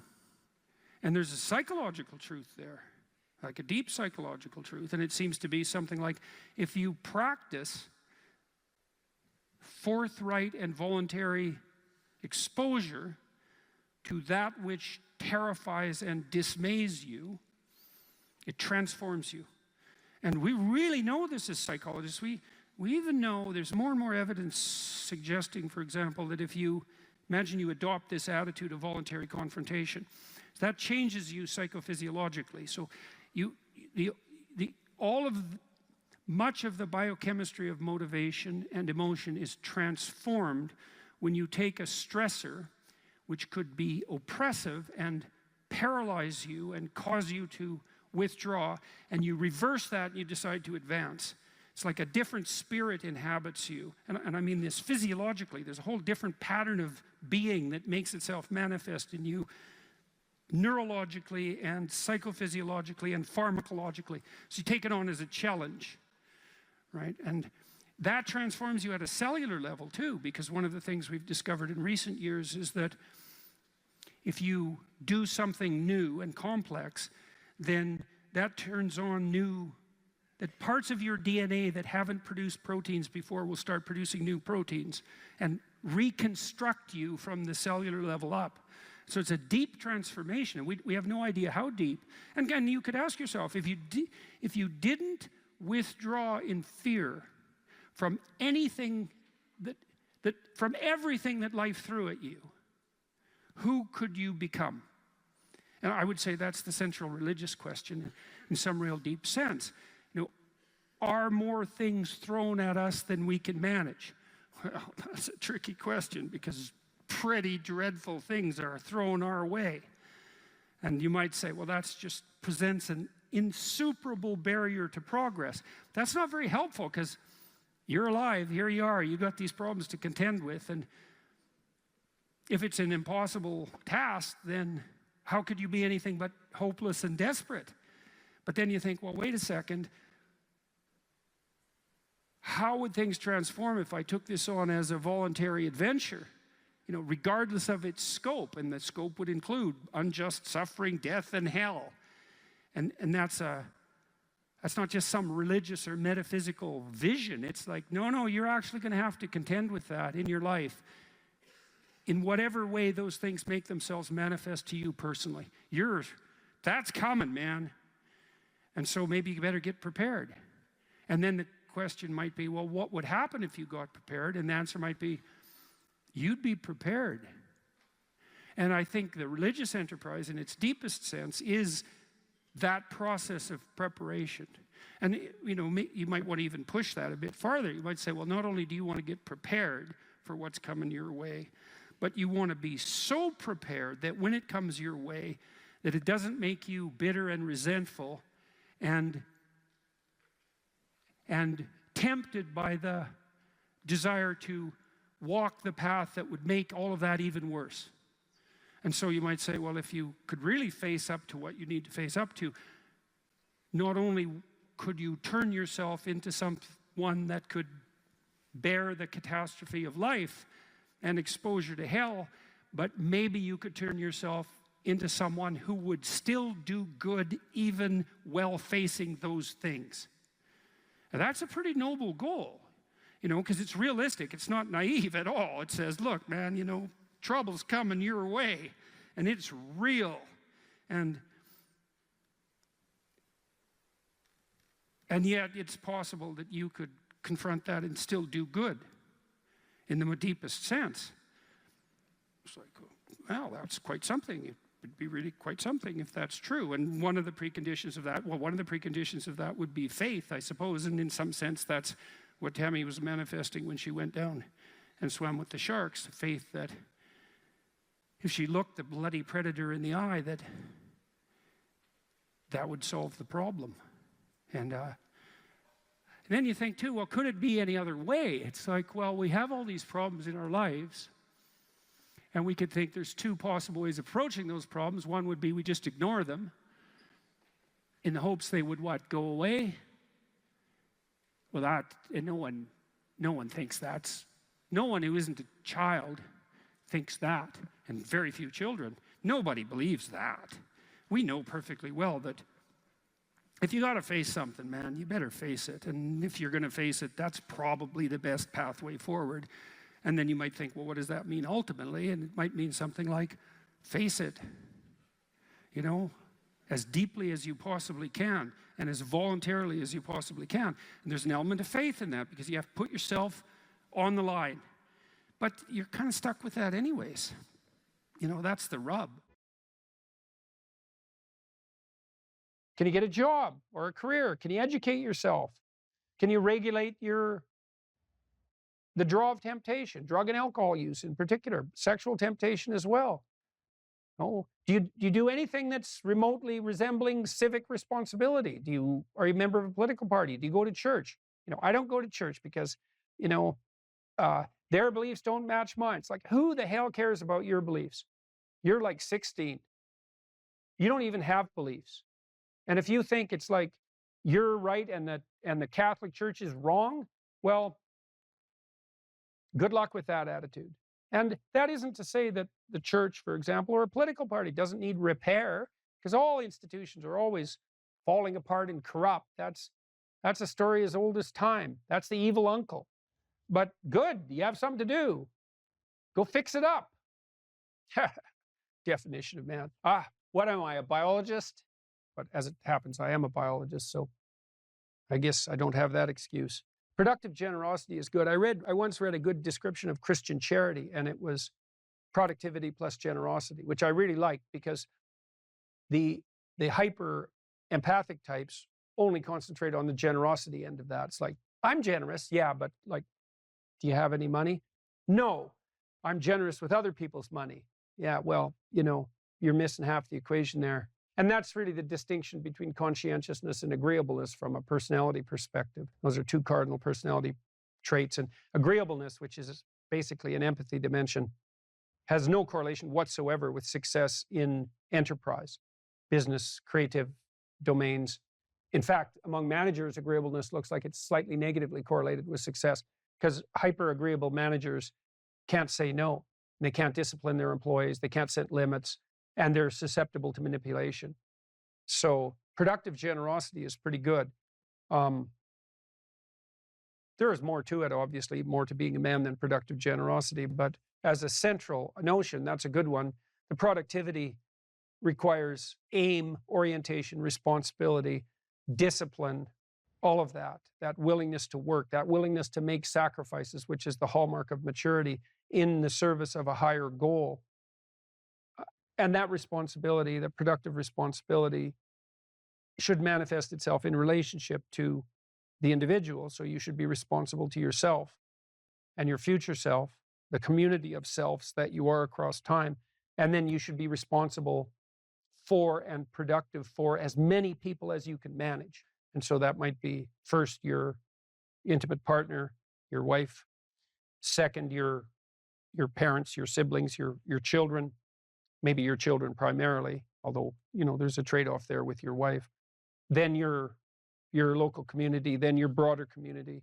You want to take on all that responsibility if you can, in a sense that's both productive and generous, that gives you something to do, justify your miserable life to yourself and everyone else. And you need to do that. It orients you solidly in the world if you do that. And it gives you a dragon to fight, a real one. And that's where the gold is. So as everyone has known forever, and as we continue to remind ourselves, how should you arm yourself? Well, that's kind of what a humanities education teaches you to some degree. Arm yourself with words. Be precise in your language. Right? Say what you mean. Read great men and great women. Make yourself literate. Get your tongue in order. Get it under your own control. Get rid of the ums and the likes and the you knows and the pauses. And get rid of everything you say that you only say to impress other people. And just see if you can say what you believe to be true. That's an adventure. That's the thing about the truth, If you aren't speaking the truth, well, you got to ask yourself, if you're not speaking the truth, who is it that's talking? If you're saying something that you do not believe to be true, it's not you talking. It's something else. It might be the part of you that wants to manipulate the other person into delivering what you think you want from them. Well, what is that spirit of manipulation that you've allowed to possess you? It's not you. Let's say you decide to live your whole life in that instrumental manner. You're going to craft your words like the student who says, well, I'm going to write what the professor wants to hear so I get the grade. It's like, well, you just turn yourself into that. Well, who is it that's doing that manipulating? It's not you, because those aren't your words. So even if you get the grade, it's not you that got the grade. It's the false you. It's the manipulative you. So you do that your whole life. You don't have your life. And then you think, well, God, that was a miserable life. I manipulated everybody. They were so damn stupid. They were sucked in by it. They're all contemptible. Everyone does it, which they don't, by the way. And so that's a pathway to bitterness. Partly because if you're a manipulator and you use your language falsely, you don't live your own life. You live the life of whatever possesses you when you think it's you manipulating. And so you live the life of the spirit of manipulation. And there's no difference between that in some fundamental sense and demonic possession. So if that's what you want, go right ahead. But what you miss is the adventure of your own life. Because if you say what you think, this is a really important thing to understand. You have no idea what will happen if all you do is say what you think. Because you have to let go of everything. Just to do that, you have to assume that there isn't anything better that can happen than what happens if you tell the truth, no matter what happens. Because you say, I'll tell the truth and I get in trouble. It's like, well, is that good or bad? Well, it's not so good when it's happening. When you get in trouble, that can be devastating. But in the medium term or the long term, in my situation, I've gotten in trouble plenty of times for things I've said. And many times I thought, that was fatal. That was the end. I said something or it was misinterpreted. But often I said something that I was going to get taken out. I was going to get canceled. And that was the end of my reputation. And every single time, and I hope partly because I didn't say things that I didn't think were true, every single time it switched around. And so eventually the cancellation attempt not only failed, but massively backfired. But man, living in that gap between when the pressure was on, let's say, and it turned around, that wasn't pleasant. But it's certainly adventurous because you don't know what's going to happen. And maybe that is the adventure of your life, right? Imagine that the world was constituted so that the true adventure of your life emerged as a consequence of truth in speech and action, because that would be reflective of the real you, so it would be you living. And then imagine that the adventure that would occur if you dwelled in the truth would be so overwhelming that it would justify all the suffering. And I think that's true. The great people I know are brutally truthful to themselves and other people, and they have insanely adventurous lives. And they also get more and more and more competent. I've talked to my daughter a lot about this. My daughter runs my companies. My daughter didn't know much about business when she started, and she was pretty sick too, and she didn't know a lot. And so it was easy for people who thought they knew a lot about business to pull the wool over her eyes. And but Michaela has the ability to ask stupid questions, and we've talked about that a lot. It's like, you only have to ask a stupid question once if you're alert. You ask a stupid question, and if you're in a crowd and you ask a stupid question, 80% of the people in the crowd have the same question. They're just too cowardly to ask. But you ask and then someone actually tells you, you never have to ask that question again. You're no longer stupid. But the young men really need to hear this more, I think, is that you should be a monster.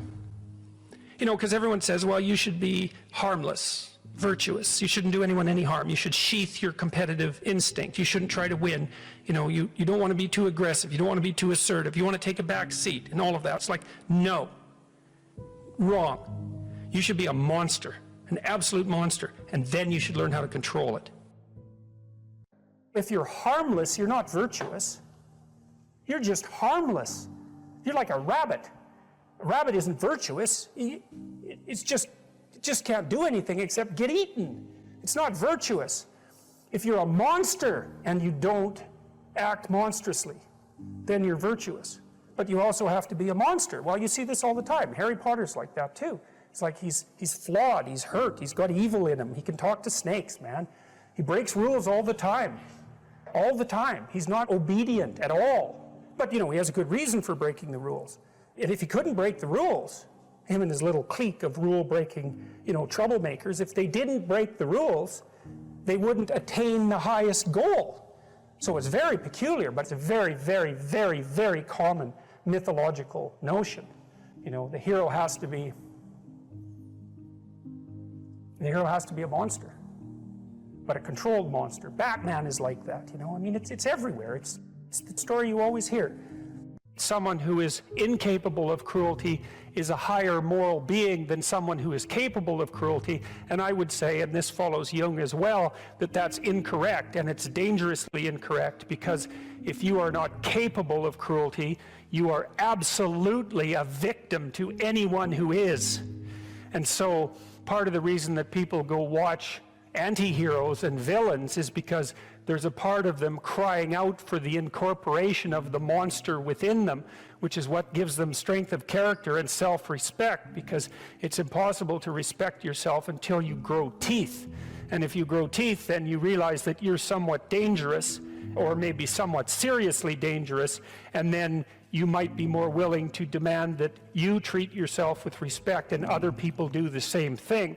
And so that doesn't mean that being cruel is better than not being cruel. What it means is that being able to be cruel and then not being cruel is better than not being able to be cruel. Because in the first case, you're nothing but weak and naive. And in the second case, you're dangerous, but you have it under control. And you know, a lot of martial arts concentrate on exactly that as part of their philosophy of training. It's like, we're not training you to fight. We're training you to be peaceful and awake and avoid fights. But if you happen to have to get in one, and I guess the philosophy also is that if you're competent at fighting, that actually decreases the probability that you're going to have to fight, because when someone pushes you, you'll be able to respond with confidence, and with any luck, and this is certainly the case with bullies, with any luck, a reasonable show of confidence, which is very much equivalent to a show of dominance, is going to be enough to make the bully back off. And so the strength that you develop in your monstrousness is actually the best guarantee of peace. And that's partly why Jung believed that it was necessary for people to integrate their shadow. And he said that was a terrible thing for people to attempt, because the human shadow which is all those things about yourself that you don't want to realize, reaches all the way to hell. And what he meant by that was, it's through an analysis of your own shadow that you can come to understand why other people are capable, and you as well, of the sorts of terrible atrocities that characterized, let's say, the 20th century. And without that understanding, there's no possibility of bringing it under control. When you study Nazi Germany, for example, or you study the Soviet Union, particularly under Stalin, and you're asking yourself, well, what are these perpetrators like? Forget about the victims, let's talk about the perpetrators. The answer is, they're just like you. And if you don't know that, that just means that you don't know anything about people, including yourself. And then it also means that you have to discover why they're just like you. And believe me, that's no picnic. So that's enough to traumatize people, and that's partly why they don't do it. And it's also partly why the path to enlightenment and wisdom is seldom trod upon, because if it was all a matter of following your bliss and doing what made you happy, then everyone in the world would be a paragon of wisdom. But it's not that at all. It's a matter of facing the thing you least want to face. If you're going to be a fighter, you have to want to win. And you have to want to hurt people. I mean, not for the sake of hurting them. That's what makes you different than an evil person. But you have to have that capacity. You have to develop that.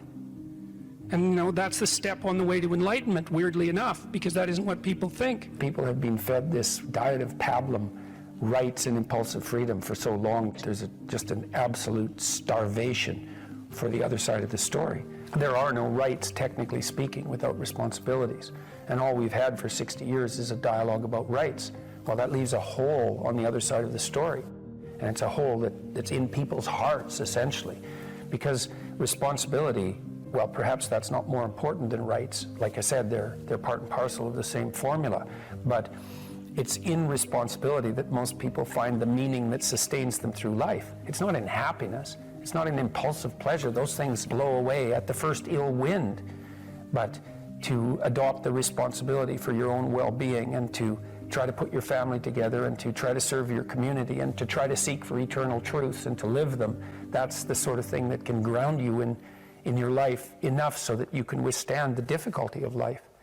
And when you tell people that, especially when you include yourself in the audience, let's say, and you're not finger waving from above, then everyone knows that it's true. There's been this attempt to identify masculine competence and power, let's say, but mostly competence with tyranny, and that's very, very hard on young men. It's also hard on young women, for that matter, but it's very helpful for people to hear that they should make themselves competent and dangerous and take their proper place in the world, because it's the alternative to being weak.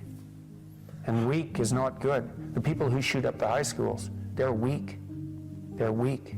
And life is a very difficult process, and you're not prepared for it unless you have the capacity to be dangerous. That doesn't mean that you should be cruel. It doesn't mean any of that. There's a statement in the New Testament, the meek shall inherit the earth. But the meek isn't well translated. It means something more like, those who have swords and know how to use them but keep them sheathed will inherit the world. That's a way better way of thinking about it. You have to be powerful and formidable and then peaceful, in that order, right? And that's not the same as being naive and weak and harmless, which is what young men are being encouraged to be. It's like, that's a very bad idea. It's a very bad idea, because naive, weak, and harmless means that you can't withstand the tragedies of life. You can't bear any responsibility. You'll end up bitter. And when you get bitter, then you get dangerous. You don't treat adult men as if they're infants. You most want to find will be found where you least want to look. There's this old story that's from King Arthur, and King Arthur has these knights, right? They all sit around a round table, which means they're roughly equal. That's what the round table means. And they're off to find the Holy Grail, and the Holy Grail is the most valuable object. That's what it means. So they're off to find the most valuable thing, but they don't know what it is, and they don't know where it is. But they know that there's a most valuable thing, so in some sense it's akin to them orienting themselves by the star. And they don't know where to look, and so what they decide is, they have the castle, it's the middle of a forest, and so each knight decides to start looking for the Holy Grail by entering the forest at the point that looks darkest to him. And so what's the idea there? Well, imagine there are things that come easy to you and that you're fond of pursuing, and that you're happy about pursuing. So you've found those and pursued them, and you've mastered them. So you know all that, but then there's another place that you don't want to go. And so you haven't gone there, and you haven't mastered it, and you're very small in comparison to it because you haven't mastered it. And so it has this monstrous aspect. If what you're doing isn't working, it's where you haven't gone that you need to go.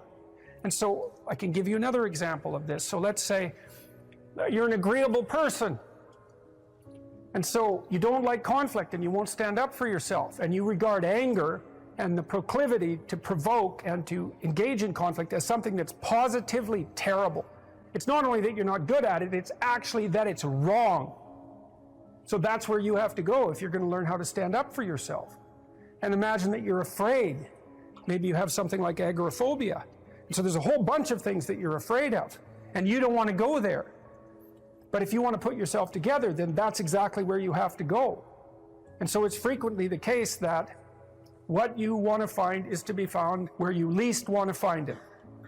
And that idea is echoed in the prominent stories of dragons and gold. It's exactly the same idea. The dragon is this terrible thing. It's this terrible predatory thing that lives forever and is very, very wise. And it lives underground, and it'll kill you. It'll burn you up in a second. But it hoards gold. And so you have to go there into the dragon's lair if you're going to get the gold. And that's a representation of people's paradoxical relationship with reality. It's like you have to go out there and confront it in order to incorporate what it has to offer to you. But the probability that that's going to be intensely dangerous and push you right to the limit, first of all, those are actually the same thing. If it didn't push you to the limit, you wouldn't gain anything valuable from it. So you don't get one without the other. You don't get the gold without the dragon. That's a very strange, very, very strange idea. But it seems to be accurate. So all of that's lurking underneath this, in this imagery of the whale. Now, the whale, you can think of the story of Jonah. What happens with Jonah is that, roughly speaking, he's a prophet, and God tells him that he has to go to this city and straighten it out because it's veered off the path and it's heading towards doom. And Jonah thinks, I'm not going to that city to tell those people anything like that because they're not going to be very happy with me just showing up there and telling them, you know, everything they're doing wrong. And so he hops on a boat and tries to get out of there. And then God conjures up this huge storm, and the boat is about to be swamped, and Jonah admits that it's actually his fault because God's upset with him because he got this direct command to go straighten out the city, and he ran off. And so they're not happy about this, but they throw Jonah overboard, and the sea's calm, and a great fish comes up, a whale, and swallows him. And then he's down in the fish for 3 days, and it throws him up on the dry land, and then he's learned his lesson by that time, and he goes off to pursue his proper destiny. So that's echoed in this story as well, that if you don't follow the pathway that you're supposed to follow, the seas will become stormy for you, and something will come up and pull you down, and you'll be in a terrible place for some length of time till you learn your lesson. And if you're lucky, you'll get spit back up on shore, and then you can go do what you should do. Well, I mean, that's not a lesson that anybody needs to have interpreted. I think everybody understands that. Part of spiritual development is to recognize the satanic tendencies that characterize you, and to fully wrestle with them and to integrate them. That's the thing. It's not so much to cast them away, it's to transmute them. You know, and you can see the difference between people who've done that and people who haven't, at least to some degree, because people who haven't integrated the shadow at all are naive. And you can tell that when you look at them, and you can tell that when you talk to them. And because they're naive, they're often resentful as well because they get taken advantage of. And someone who's integrated that more, they're dangerous in the martial arts sort of way, which is they're dangerous, but they don't have to use it because their presence radiates implicit potential for havoc, and that's really necessary. It's one of the things that gives people self-respect. You're asked to outline the place you'd like to end up, which is your desired future, and also the place that you could end up if you let everything fall apart, is so that your anxiety chases you and your approach systems pull you forward. You're maximally motivated then. And it's important because otherwise you can be afraid of pursuing the things that you want to pursue, right? And that's very common. And so then the fear inhibits you as the promise pulls you forward, but it makes you weak because you're afraid. You want to get your fear behind you, pushing you. And so what you want to be is more afraid of not pursuing your goals than you are of pursuing them. Putting yourself in a challenging mind frame is much easier on you psychophysiologically because you don't go into the generalized stress response to the same degree. And you're activating your exploratory and seeking systems, which are dopaminergically mediated and that involve positive emotion. So if you can face something voluntarily rather than having it chase you, it's way better for you psychophysiologically. So that's partly why, well, it's worthwhile to go find the dragon in its lair instead of waiting for it to come and eat you. So, and especially when you also add the idea that if you go find the dragon in its lair, you might find it when it's a baby instead of a full-fledged bloody monster that is definitely going to take you down. Don't avoid small problems that you know are there. Face them, because they'll grow into big problems all by themselves. And you can think about, imagine the tax department sends you a notification. You owe them like $300. Well, it's you know, that's annoying. Maybe you don't even want to open the letter. Or maybe if you do, you just put it on the shelf. But that damn thing doesn't just sit there like a piece of paper on the shelf, right? You ignore that for 5 or 6 years, it's going to become attached to all sorts of horrible things. And if you ignore it long enough, you get the idea. It's going to turn into something that is completely unlike the little piece of paper that it's written on. And many problems in life are like that. You'll see that they pop their ugly little head up, and you know, and you might want to turn away. You might not want to think about it, which is the easiest way of turning away, right? You just don't attend to it. You know, if you could have your life the way you wanted it in 3 to 5 years, if you were taking care of yourself properly, you know, what would you want from your friendships? What would you want from your intimate relationship? How would you like to structure your family? What do you want for your career? Well, how are you going to use your time outside of your job? And how are you going to regulate your mental and physical health, and maybe also your drug and alcohol use? Because that's a good place to auger down, you know, because alcoholism, for example, wipes out, you know, 5 to 10% of people. So you want to keep that under control. And then, so maybe you develop a vision of what you would like your life to be, and that associates the goal. Well, once the goal is established, and then you break down the goal into microprocesses that you can implement, the microprocesses become rewarding in relation to their causal association with the goal, and that tangles in your incentive reward system, and that's the thing that keeps you moving forward. And the way it works is that it works better if it produces positive emotion when it can see you moving towards a valued goal. Okay, well, what's the implication of that? Better have a valued goal, because otherwise you can't get any positive motivation working out. And so the more valuable the goal, in principle, the more the microprocesses associated with that goal start to take on a positive charge. And so what that means is, well, you get up in the morning and you're excited about the day, you're ready to go. And so as far as I can tell, what you do is you specify your long-term ideal. Maybe you also specify a place you want to stay the hell away from, so that you're terrified to fail as well as excited about succeeding, because that's also useful. You specify your goal. You do that in some sense as a unique individual. You want to specify goals that make you say, oh, if that could happen as a consequence of my efforts, it would clearly be worthwhile. Because the question always is, why do something? Because doing nothing is easy. You just sit there and you don't do anything. That's real easy. The question is, why would you ever do anything? And the answer to that has to be because you've determined by some means that it's worthwhile. Number one, specify your damn goals, because how are you going to hit something if you don't know what it is? That isn't going to happen. And often people won't specify their goals too, because they don't like to specify conditions for failure. So if you keep yourself all vague and foggy, which is real easy, because that's just a matter of not doing as well, then you don't know when you fail. And people might say, well, I really don't want to know when I fail because that's painful, so I'll keep myself blind about when I fail. That's fine, except you'll fail all the time then. You just won't know it until you've failed so badly that you're done. Okay, so once you get your goal structure set up, you think, okay, if I could have this life, looks like that might be worth living, despite the fact that it's going to be, you know, anxiety provoking and threatening, and there's going to be some suffering and loss involved and all of that. Obviously, the goal is to have a vision for your life such that all things considered, that justifies your effort. Okay, so then what do? Well, then you turn down to the micro routines. It's like, okay, well, this is what I'm aiming for. How does that instantiate itself day to day, week to week, month to month? And that's where something like a schedule can be unbelievably useful. Google Calendar. It's like, make a damn schedule and stick to it. Okay, so what's the rule with the schedule? It's not a bloody prison. That's the first thing that people do wrong. They say, well, I don't like to follow a schedule. It's like, well, what kind of schedule are you setting up? Well, I have to do this, then I have to do this, then I have to do this, you know, and then I just go play video games, because who wants to do all these things that I have to do? It's like, wrong. Set the damn schedule up so that you have the day you want.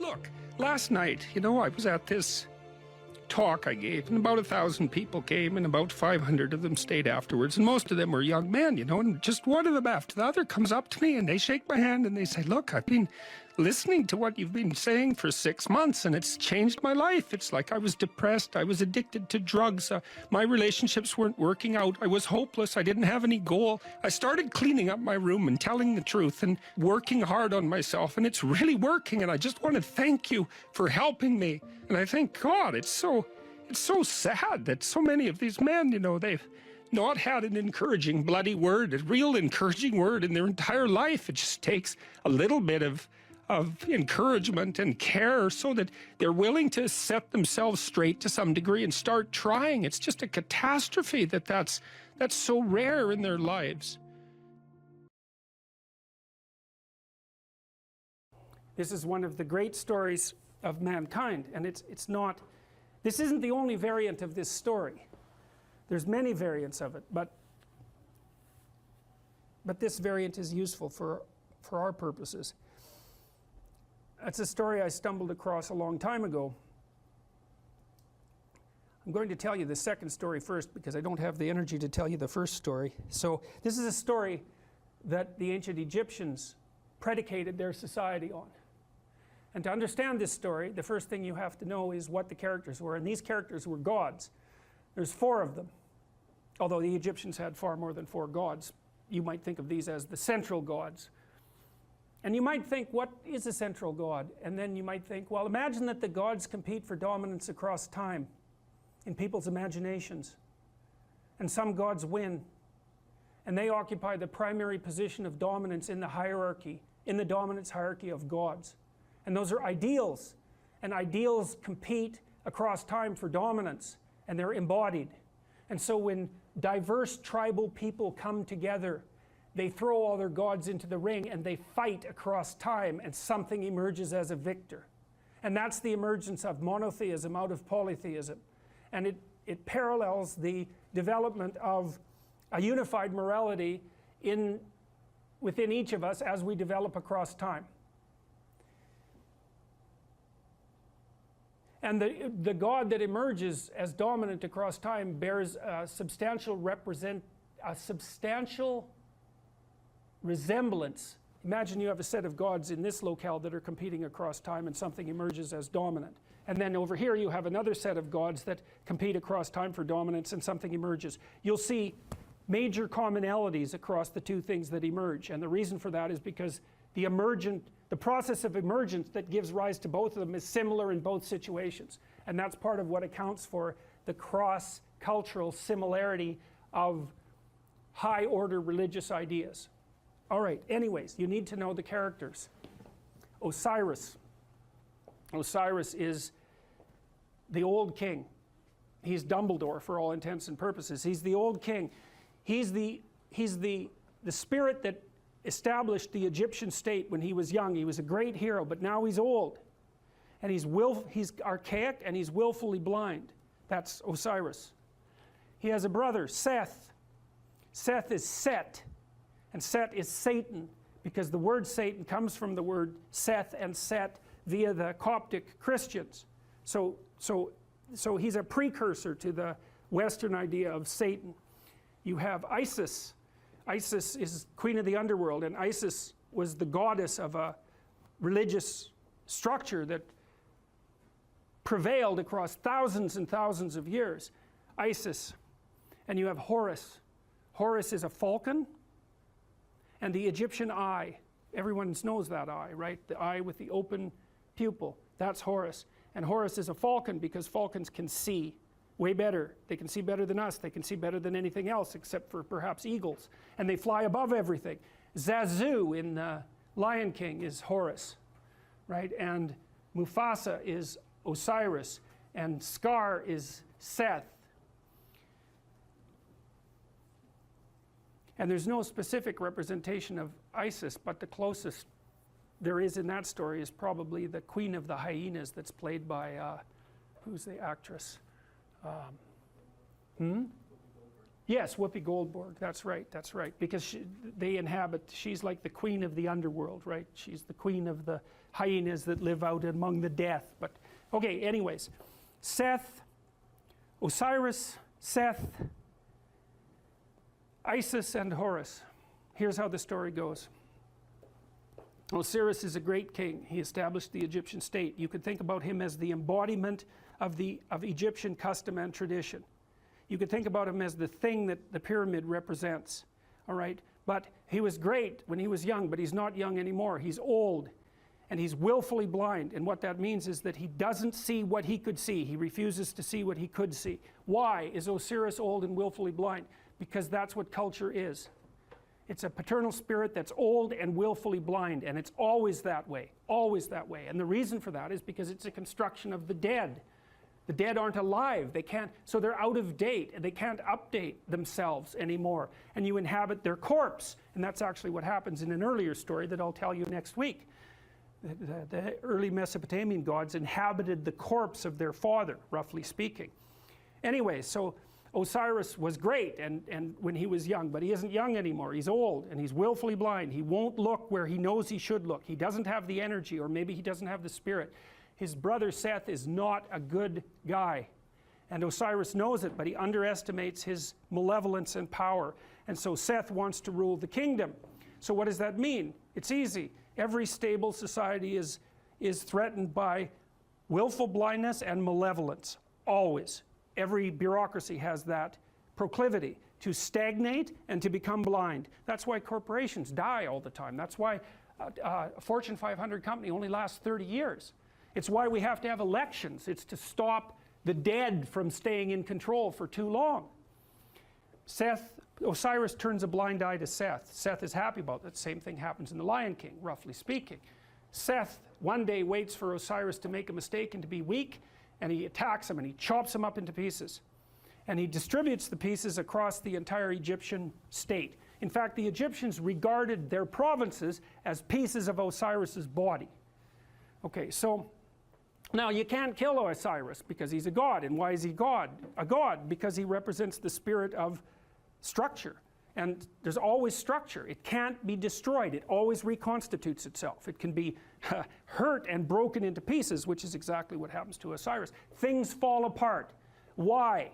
Because they get old and because malevolence undermines them. That's what the Egyptians were trying to sort out. Okay, so Seth distributes his Osiris all over Egypt so he can't get himself back together. Right? Things fall apart and they can't be brought back together. But the spirit of Osiris still lives in the pieces. So what happens? Order is demolished. What would you expect? Chaos emerges. That's Isis.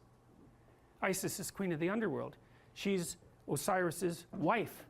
Order and chaos, just like the yin and the yang. Order collapses, up comes the queen of the underworld. She's looking for order. Chaos cries out for order. She's looking for order. She goes all around Egypt trying to put Osiris back together. It's a state of chaos. She finds his phallus. She makes herself pregnant with it. And what does that mean?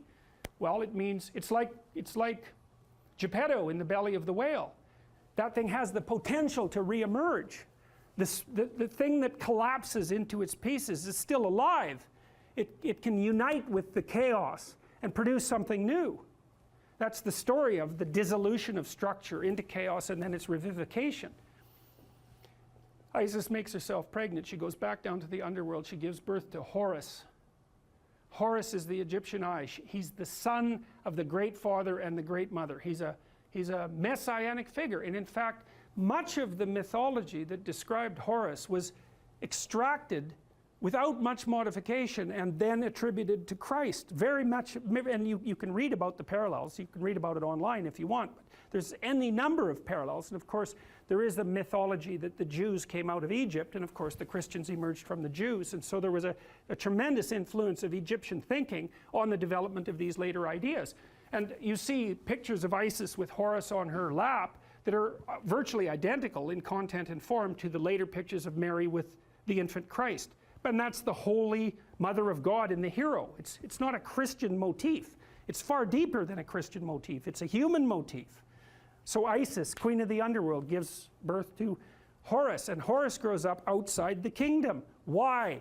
In the underworld. Because that's what human beings do. You're alienated from your culture. Always. Why? It's old and dead and corrupt. And so that leaves you growing up in chaos. What would you call? Alienated from your fundamental culture. That's the story of adolescence. Horus grows up. He can see. That's what differentiates him from Osiris. That's why he's a falcon. He goes and has a fight with Seth. And now the difference between Osiris and Horus is that Horus does not underestimate Seth. He knows exactly what he's up against. He goes and has a terrible battle with him, trying to get his kingdom back. Something else that's echoed in the Lion King story. And while Horus and Osiris or Seth are fighting, Seth tears out one of his eyes. Now why? Because Seth is the embodiment of destruction and malevolence, and no matter how conscious you are, if you encounter that, even voluntarily, the probability that it's going to damage your consciousness is extraordinarily high. That's why people don't do it. So the eye is torn out, but Seth is defeated, and Horus banishes him to the nether regions of the kingdom. You can't kill him. Why? Because the malevolent, destructive force that threatens states never dies. It's always there. You can only remove it temporarily. Now Horus is king. Pharaoh, king, God. He's got his eye. And so you think, well, he's going to just pop that back in his head, and then he's going to be able to lead. He's going to be able to take his place at the uppermost pantheon of gods properly. But that isn't what he does. He takes his eye and he goes back to the underworld, just like Pinocchio going into the depths to rescue Geppetto.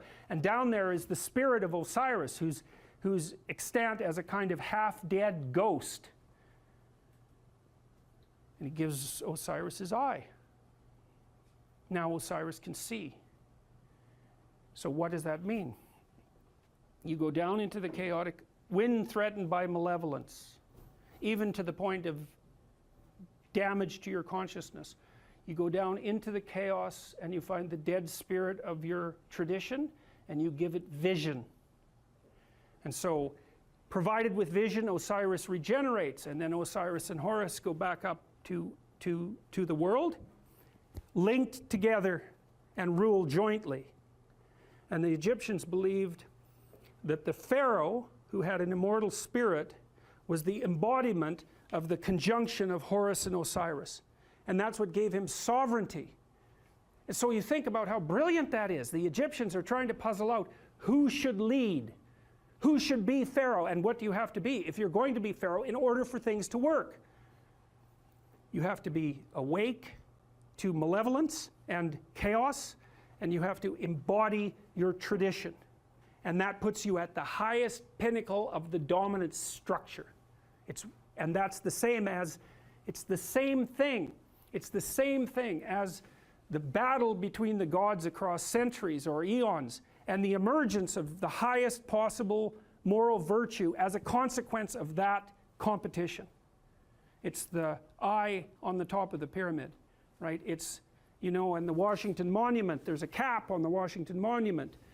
The top of the Washington Monument is a pyramid. At the top of the pyramid is a cap. It's made out of aluminum. And the reason it's made out of aluminum is because when they made the Washington Monument, it was the most valuable metal known. And so what does it mean? It means there's a pyramid and there's something at the top of it. But the thing that's at the top of the pyramid isn't the same as the rest of the pyramid. That's the thing. The pyramid exists. There's a dominance hierarchy. Something climbs up to the top. But it's not just at the top of one pyramid. It's at the top of all of them. The thing that rises to the top of any given pyramid is the same thing that can dominate all pyramids. It isn't good enough to be the best at a dominance hierarchy. What you want to be is the best at the set of all possible dominance hierarchies. Right. And that's the thing that's gold at the top of the pyramid, and that's the eye. That's what the Egyptians figured out. And what does that mean? It means the thing that puts you at the top is attention. Pay attention. Keep your eyes open. It's not the same as thinking. It's not the same thing. It's like watching. And the thing about human beings is we can see. We can see better than any other creature except birds of prey. And so our capacity to see is in fact what we use in the world. Our brains are actually organized around vision, unlike most animals. Their brains are organized around smell, not us. We can see. We stand upright so we can see a long distance. And in our ability to see is what saves us and what saves our communities. And that's what these stories are trying to portray. And you might say, well, why didn't people just say so? And the answer to that is because they didn't know. It took a long time to figure it out. Forever. It's taken forever to figure it out. It's part of what I hoped when I wrote this book, and part of the reason that I'm teaching it is because it seems to me that it would be useful for everyone to actually understand this instead of just having it told as a story. It's like, that's great, man. Yes, you need the story. But why not also just understand it?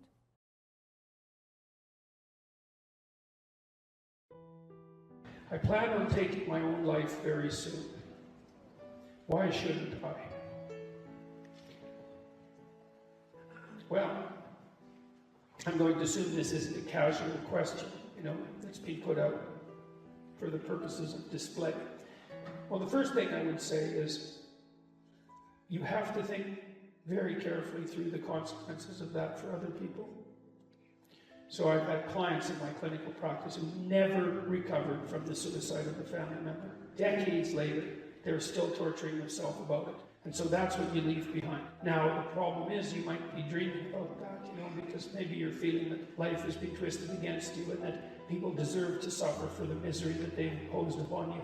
But I would say, think very, very carefully before you go down that route. It's a terrible thing to leave people with. And so part of the reason that suicide has been illegal in most societies is because it absolutely devastates the people you leave behind. And you might think, well, if you're really depressed, then maybe you're really depressed. That's a possibility. You might think, well, those people would be better off without me. It's like, and if you get really depressed, you can think that way, and you can even get to the point where you can't think any other way than that. And I would say, if you're at the point where you can't think any other way than that, then you should tell someone and you should go to the hospital. Because that can happen, it can happen if you get depressed. And there are treatments for depression, and many of them work. For some people, antidepressants work like mad. Now, they don't work for everyone, and I'm not claiming that they're a panacea, but they certainly beat the hell out of suicide, right? And even if they have some negative side effects, and sometimes they do, quite frequently they do, the negative side effects aren't fatal. It's like, well, there's the possibility that your condition is physical, that you're ill in some way, either physically or perhaps you have a psychological problem. Maybe you were hurt or there's lots of reasons that people get depressed that are very, very complex. I would say don't give up hope and do something final before you've explored all possible options. And if you haven't talked to a psychologist, you haven't talked to a psychiatrist, you haven't tried antidepressants, you haven't revealed to your family or people that care for you that this is how you're feeling, then you owe it to yourself and them to explore every possible avenue before you take such a step. And then you don't want to deprive the world of what you can bring to the world. That's the other thing, you have intrinsic value, and you can't just casually bring that to an end. You leave a hole in the fabric of being itself. So, and a wise man that I once worked with said, he was a very strange person. He was a psychologist at the maximum security prison in Edmonton, and I worked with him for a while, briefly, very briefly, at the prison itself. And he said, you can always commit suicide tomorrow. And that's it's a flippant statement in some sense, but he meant it in a very serious way. It's like, you only get to decide that once, and you can put it off. And so I would say just put it off. and then put it off some more, and then put it off some more, and see what you can do to put yourself together. You explore every possible option. And if you're so hopeless that you have a suicidal plan, which is a real sign of danger, if you really know how you would do it and you've thought it out, then I would say, tell someone, for God's sake, tell them, or go to a hospital and tell them. And for sure, try antidepressants. But what the hell do you have to lose? So do everything you possibly can to address the issue before you do something like that. And do give some thought to the people that you're going to leave behind, because believe me, you may just absolutely wipe them out in a way that they will never recover from. You cannot fix someone's suicide. You're stuck with it. And you think you torture yourself for the rest of your life. If I would have only known, if I would have only said something different. This particular client talked to her relative, a sibling, who committed suicide like 20 minutes before he committed suicide, probably after he took the pills. And she was kind of preoccupied because you don't know that the person at the other end is at the end of their tether. And she never forgave herself for not responding properly in that last phone call. That's a hell of a thing to leave someone with. And the final thing I would say is, don't be so sure that your life is yours to take. You don't own yourself the way that you own an object. You have a moral obligation to yourself as a locus of divine value, let's say. You can't treat that casually. It's wrong. So those are the reasons. Explore everything you can explore to put yourself back on your feet. All the things. There's all sorts of treatments for depression. Don't leave the people around you with that to suffer from for the rest of their lives. Don't underestimate your value in the world. And don't underestimate the fact that suicide is wrong. And so those are 4 reasons why you shouldn't end your life soon, or at all, for that matter. So. Our daughter ended her life at 24 due to depression. If someone is determined to end their life, how can one change their mind? Oh, well, first of all, I'm very sorry about that. That's a terrible thing. Look, I had this friend.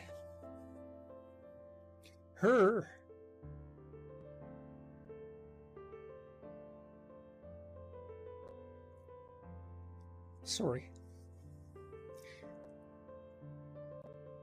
There's been a lot of depression in our family, so it's a question that cuts close to the bone.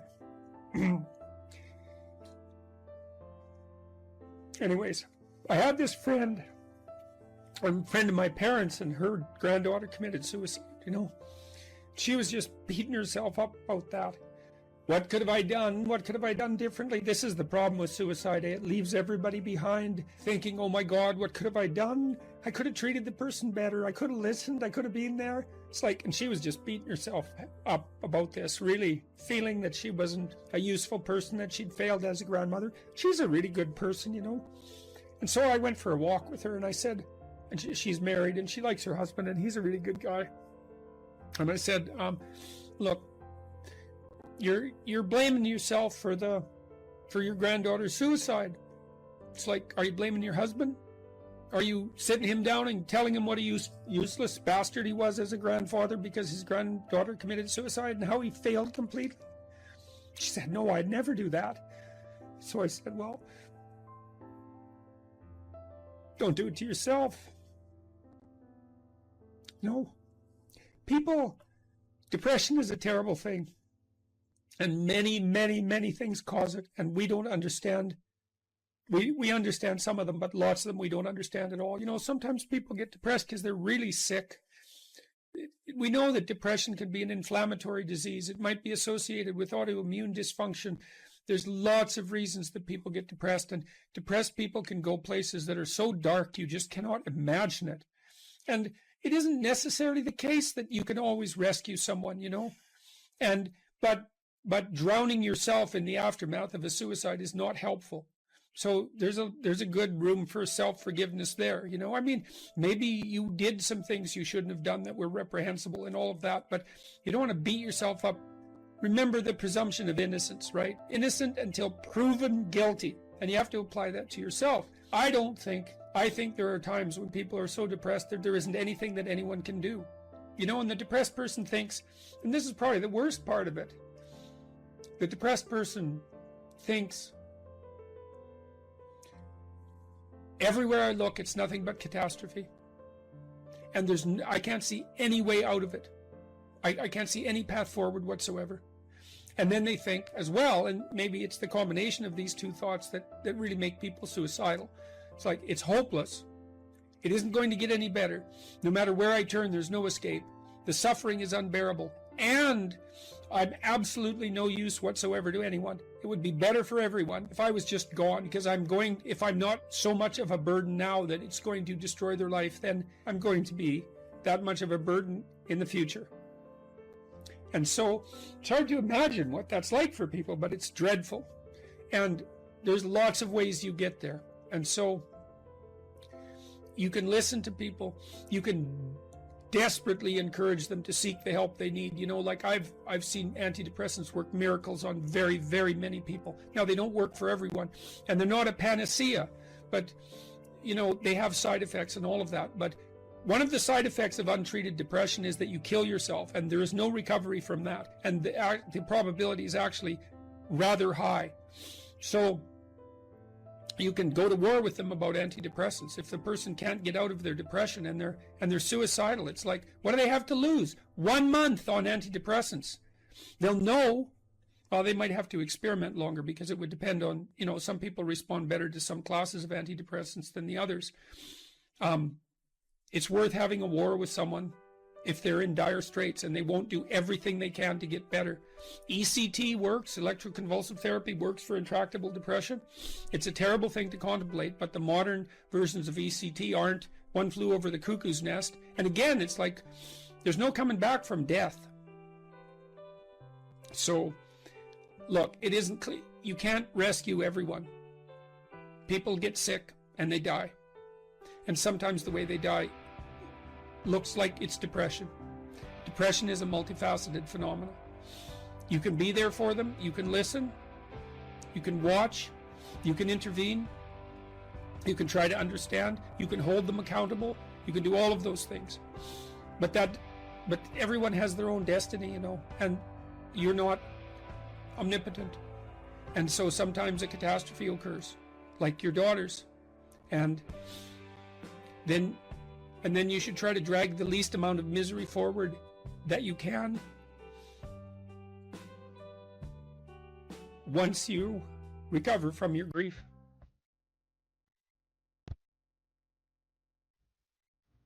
You know, if you take people, then you expose them voluntarily to things that they are avoiding and are afraid of, you know, that they know they need to overcome in order to meet their goals, their self-defined goals. If you can teach people to stand up in the face of the things they're afraid of, they get stronger.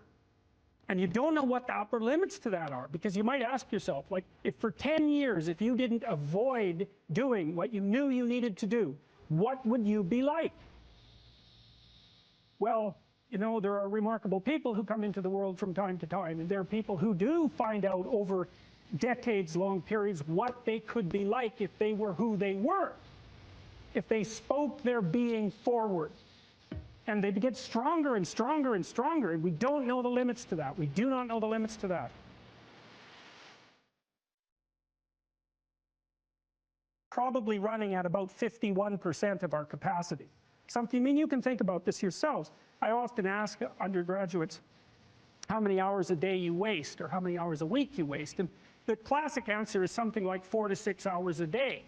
You know, inefficient studying, watching things on YouTube that not only do you not want to watch, that you don't even care about, that make you feel horrible about watching after you're done. That's probably 4 hours right there. You know, you think, well, that's 25 hours a week. It's 100 hours a month. That's 2.5 full work weeks. It's half a year of work weeks per year.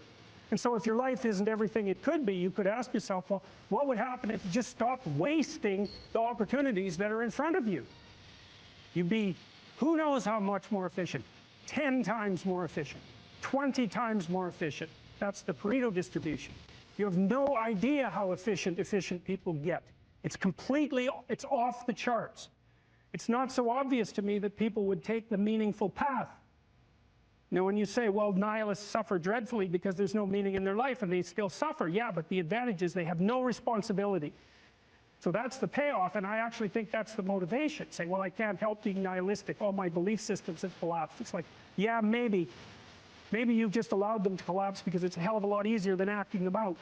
And the price you pay is some meaningless suffering. But you can always whine about that, and people will feel sorry for you. If you live a pathological life, you pathologize your society. And if enough people do that, then it's hell. Really, really.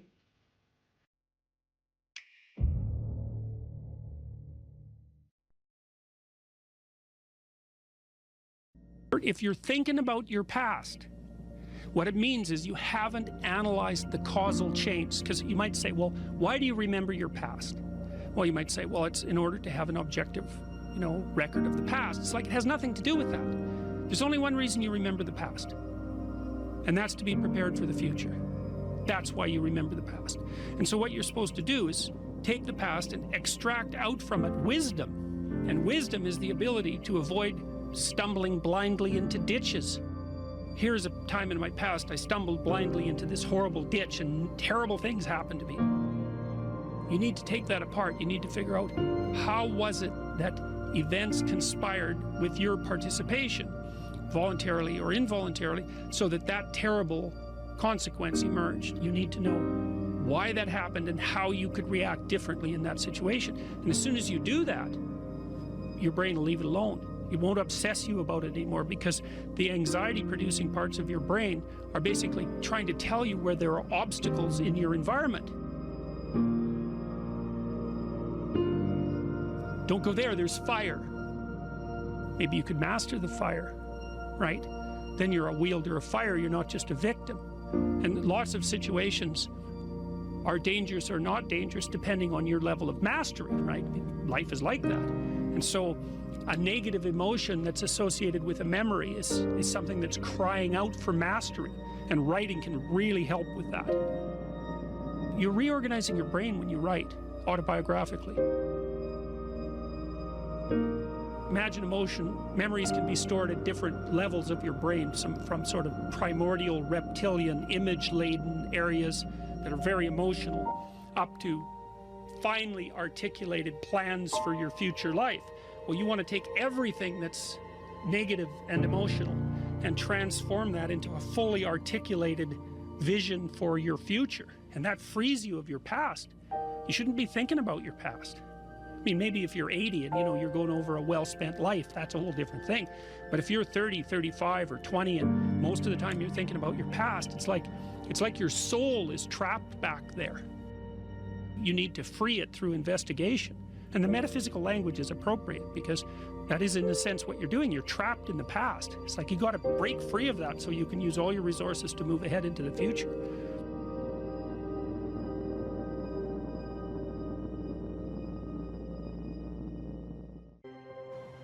Imagine someone that you treat well, that you love.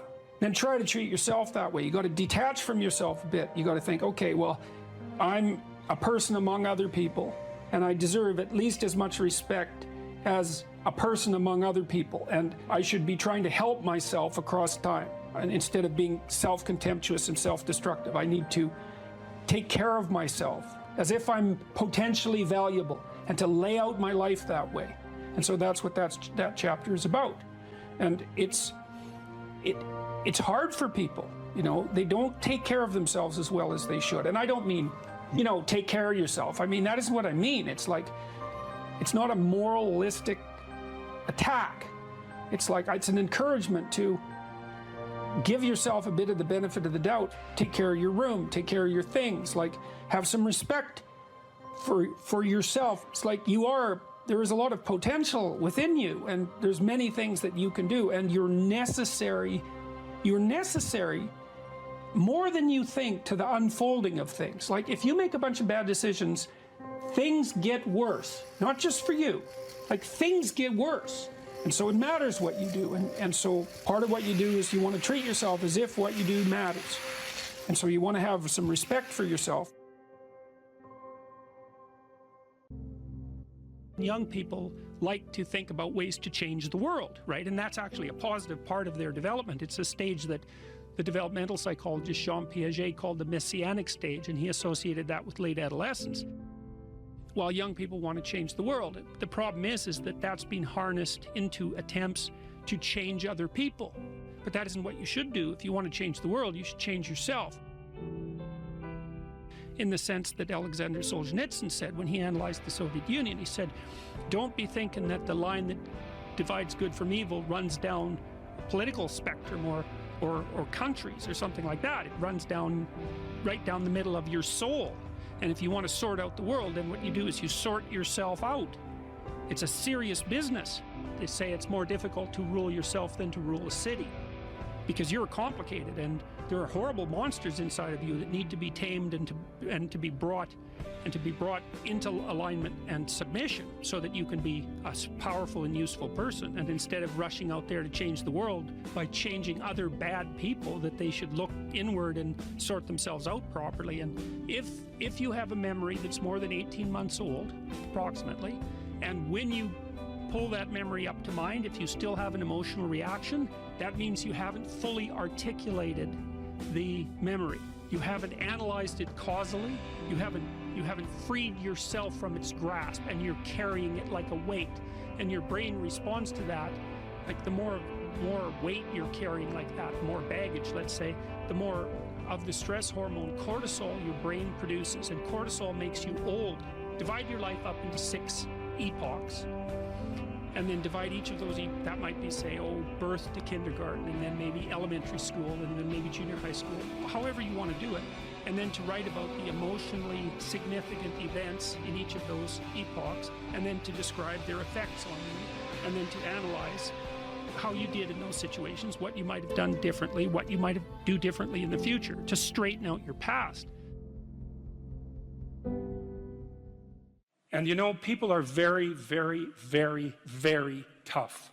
And it turns out that if you face things,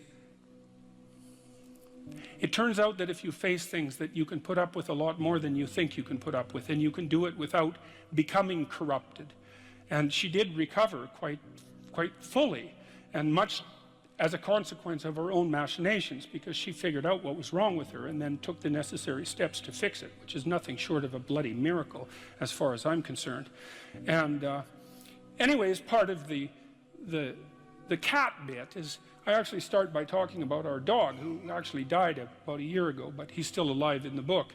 I let people know, because dog lovers love dogs, and if you love cats, then they think you don't like dogs, and then they don't like you. So I also point out at the beginning of the chapter that, if you want to pet a dog on the street, that's okay too, so you don't have to get up in arms about it. But the idea is that, you have to be alert when you're suffering. You have to be alert to the beauty in life, the unexpected beauty in life. And that's kind of what I was trying to get across with the idea of the cat. And there's this cat that lives across the street from us called Ginger, and Ginger's a Siamese cat. And cats really aren't domesticated, technically speaking. They're still wild animals, but they kind of like people.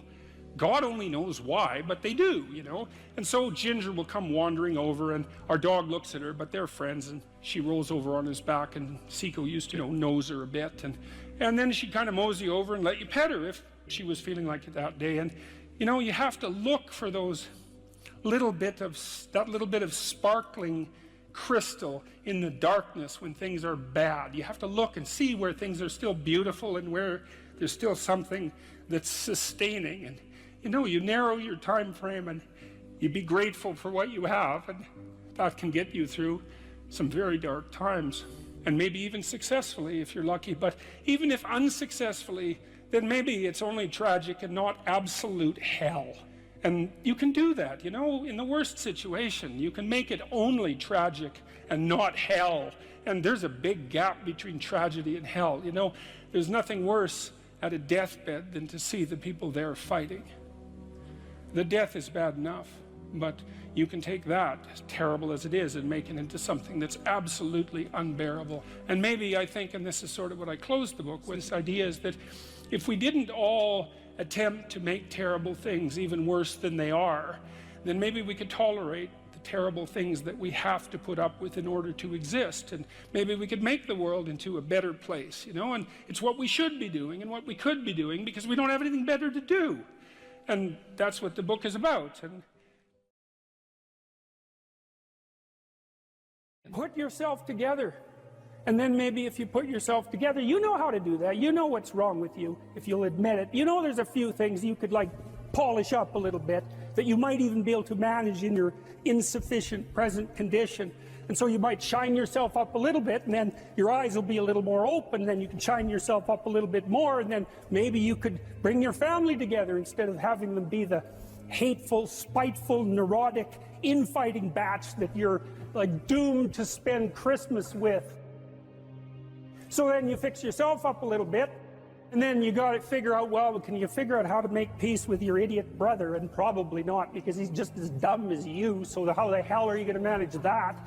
And so then maybe you get somewhere that way, and your family's sort of functioning, and you find out, well, that kind of relieved a little bit of suffering, although it reduced the opportunities for spiteful revenge, and that's kind of a pain in the neck. And so then you get your family together a little bit, and you're a little clued in then, at least a bit, because you've done something difficult that's actually difficult. You're a little wiser, and so then maybe you could put a tentative finger out beyond the family and try to change some little thing without wrecking it. So, and that's the other message of the West. It's like, how do you overcome the suffering of life? And I'm not saying it's only the message of the West. How do you overcome the suffering of life? Is be a better person. That's how you do it. Well, that's hard. It takes responsibility. And I think, you know, if you said to someone, you want to have a meaningful life? Everything you do matters. That's the definition of a meaningful life. But everything you do matters. You're going to have to carry that with you. Or do you want to just forget about the whole meaning thing, and then you don't have any responsibility, because who the hell cares? And you can wander through life doing whatever you want, gratifying impulsive desires for how useful that's going to be. And you're stuck in meaninglessness, but you don't have any responsibility. Which one do you want? Well, ask yourself, which one are you pursuing? And you'll find very rapidly that it isn't the majority of your soul that's pursuing the whole meaning thing, because, well, look what you have to do that. You have to take on the fact that life is suffering. You have to put yourself together in the face of that. Well, that's hard. Christ, it's amazing people can even do it. I'm stunned every day when I go outside, and it isn't a riot with everything burning. There's all these ruined people out there. They've got problems like you can't believe. Off they go to work and do things they don't even like, and look, the lights are on. It's a miracle, and we're so ungrateful. College students, the postmodern types, they're so ungrateful.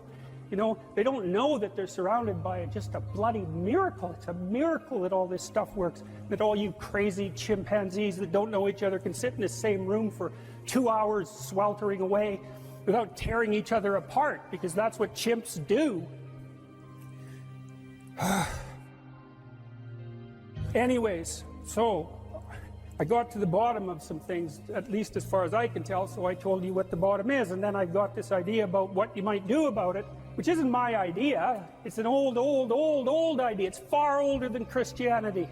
It's old. It's the oldest story of mankind. Get yourself together. Transcend your suffering. See if you can be some kind of hero. Make the suffering in the world less. Well, that's the way forward, as far as I can tell, if there is any way forward. Live without it. Assuming you want to get better, there's usually something you can figure out that would constitute a step towards some sort of concrete goal. And my presumption, it's a behavioral presumption fundamentally, is that small accruing gains that repeat are unbelievably powerful. You can tyrannize yourself into doing things, but I wouldn't recommend it. What I would recommend instead is that you ask yourself what you're willing to do. It's a really effective technique. It's like a meditative technique. So, for example, you can get up in the morning and you can think, well, you know, I'd like to have a good day today, so I'd like to go to bed tonight without feeling guilty because I, you know, didn't do some things I said I was going to do, and I'd like to have kind of an interesting day. So you got to fulfill my responsibilities, and I want to, you know, enjoy the day. Then you can ask yourself, well, what would I have to do in order for that to happen that I would do? And the probability, if you practice this for 3 or 4 days, is your brain will just tell you, it'll say, well, you know, there's that piece of homework that you haven't done for like 3 weeks, you should knock that sucker off because it would only take you 10 minutes and you've been avoiding it and torturing yourself to death for 72 hours straight. And say, well, let's figure out what your aims are. You got to have some aims, whatever they are. And they might say, well, I'm so depressed I don't have any aims. And then I say, well, pick the least objectionable of the aims and act it out for a while and see what happens. Because sometimes your emotional systems are so fouled up that you have to pretend, you have to act the thing out before you can start to believe it. Life can be meaningful enough to justify its suffering. I thought, God, that's such a good idea. Because it's not optimistic exactly. You know, some people will tell you, well, you can be happy. It's like, those people are idiots. I'm telling you, they're idiots. There's going to be things that come along that flatten you so hard you won't believe it. And you're not happy then. And so if life is to be happy, well, in those situations, what are you doing? Why even live?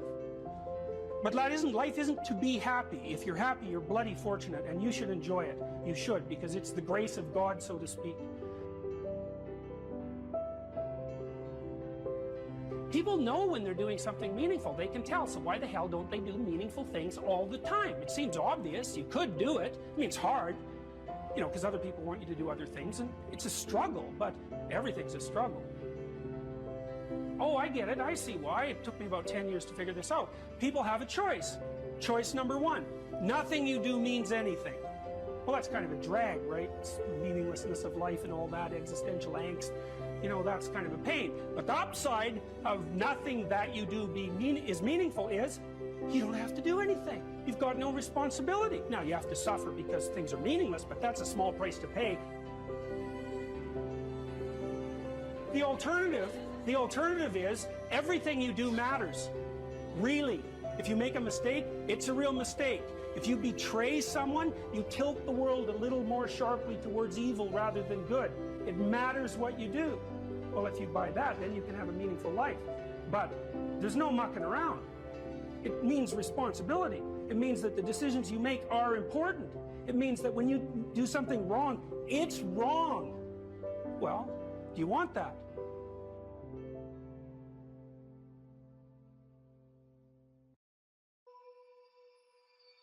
We should make a very clear distinction here that often when people are embittered and resentful and feel like they're victims, it's because really awful things have happened to them. Now, not always, but often.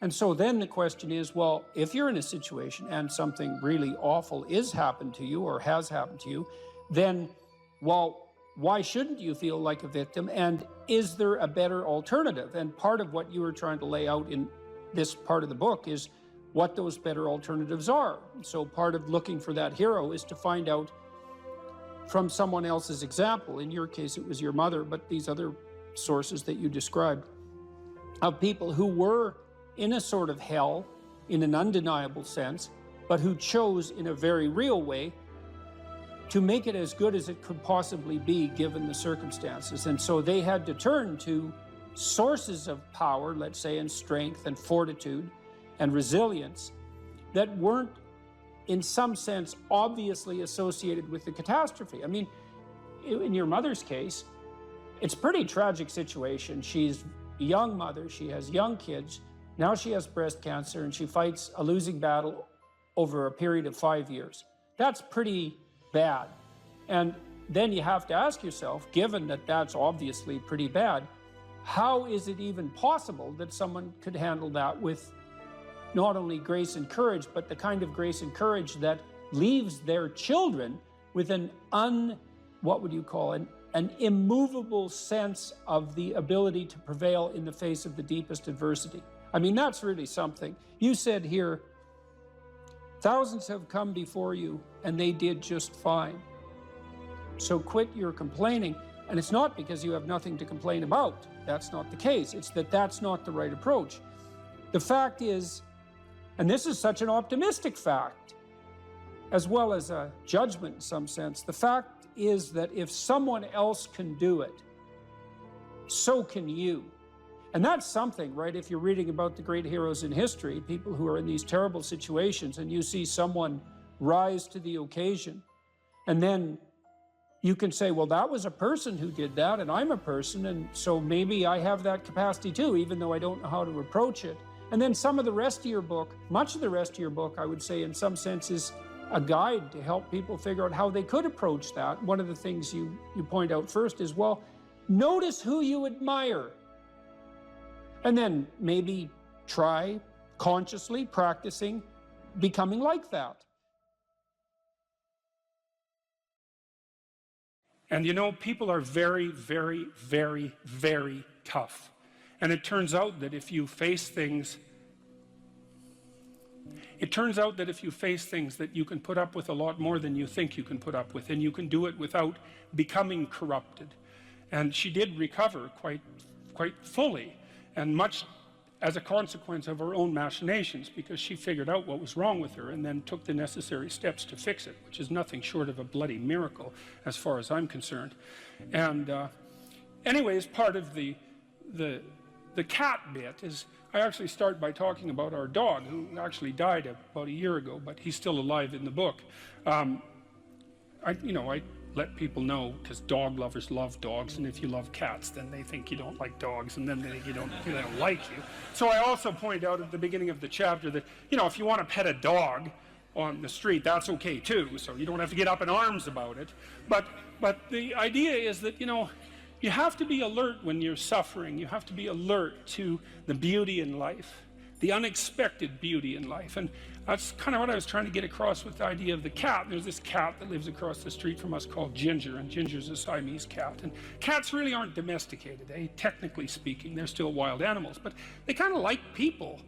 God only knows why, but they do, And so Ginger will come wandering over, and our dog looks at her, but they're friends, and she rolls over on his back, and Seiko used to, nose her a bit, and then she'd kind of mosey over and let you pet her if she was feeling like it that day. And, you have to look for that little bit of sparkling crystal in the darkness when things are bad. You have to look and see where things are still beautiful and where there's still something that's sustaining. And, you narrow your time frame and you be grateful for what you have, and that can get you through some very dark times, and maybe even successfully if you're lucky. But even if unsuccessfully, then maybe it's only tragic and not absolute hell. And you can do that, in the worst situation. You can make it only tragic and not hell. And there's a big gap between tragedy and hell. There's nothing worse at a deathbed than to see the people there fighting. The death is bad enough, but you can take that, as terrible as it is, and make it into something that's absolutely unbearable. And maybe I think, and this is sort of what I closed the book with, this idea is that if we didn't all attempt to make terrible things even worse than they are, then maybe we could tolerate the terrible things that we have to put up with in order to exist, and maybe we could make the world into a better place, and it's what we should be doing and what we could be doing, because we don't have anything better to do. And that's what the book is about, and that's the end of 12 Rules for Life. You have to be tough as a damn boot to be good, because you have to stand your ground when you need to stand your ground, and you have to be able to say no when it's time to say no, and you have to mean it. And so then you have to think and plan strategically so that when you're going to say no, you can mean it and it will stick. And that takes a certain amount of integrated malevolence, I would say. And once it's integrated, it's not malevolence, it's strength. It's strength of character. It's the ability to stand your ground. And you have to cultivate that. And you cultivate that, at least in part, by telling the truth. And so you take your place in the world as a decent person and as a decent citizen, and you play the hierarchical game properly. And that is to stand up straight with your shoulders back. It's like the world's an onslaught.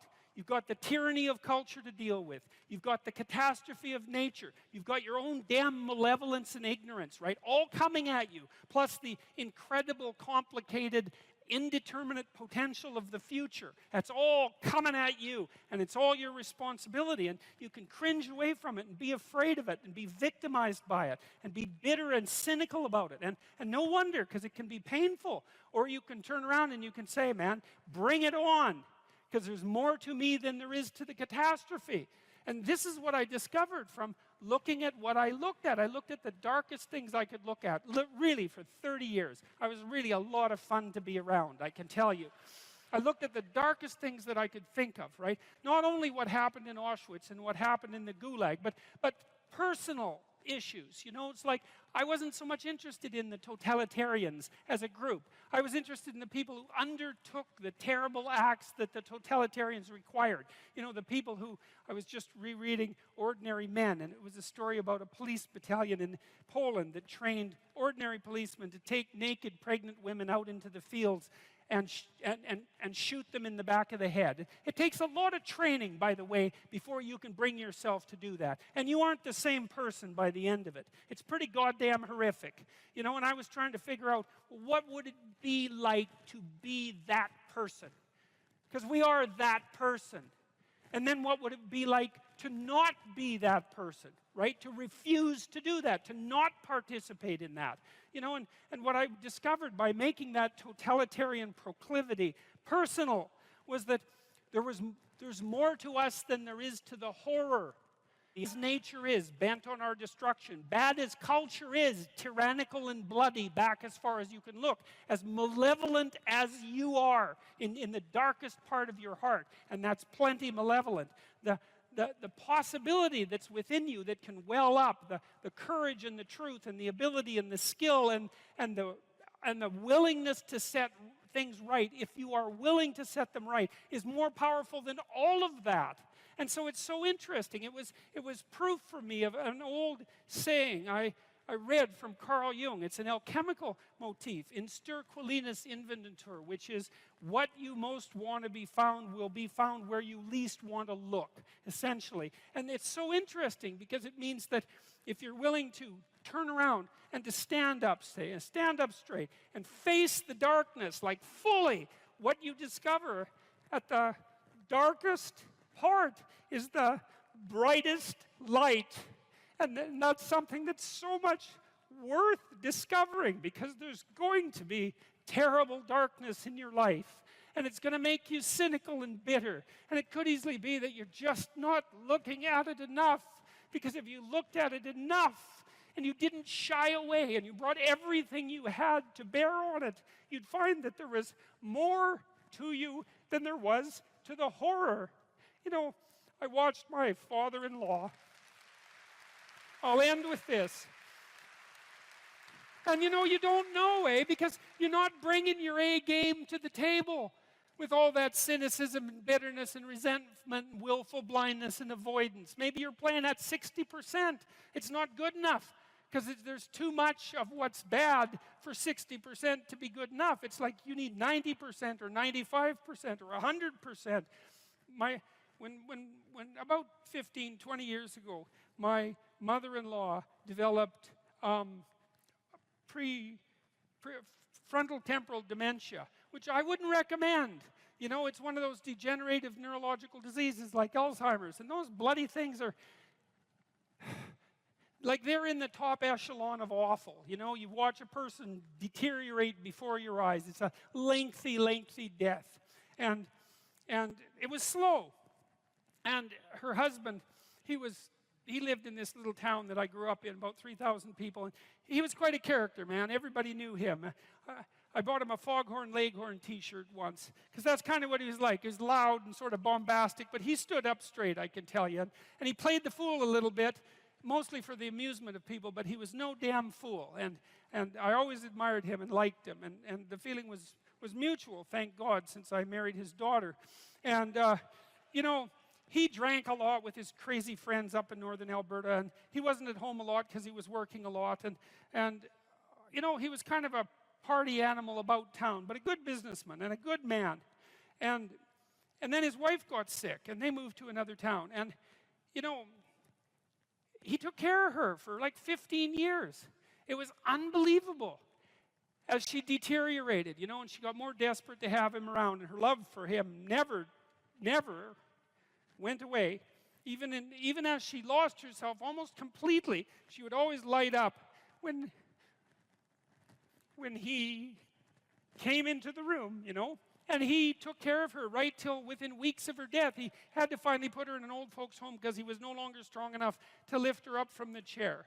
And we interacted with him a lot, you know, because we were trying to help him figure out how to cope. And we had signs put up in the house, electronic signs that would tell her when he was leaving so that she would know where he went. And we had recordings in the bathroom so that she knew what to do when she went into the bathroom. And we tried to do everything we could to not make this absolutely bloody, atrocious experience complete hell.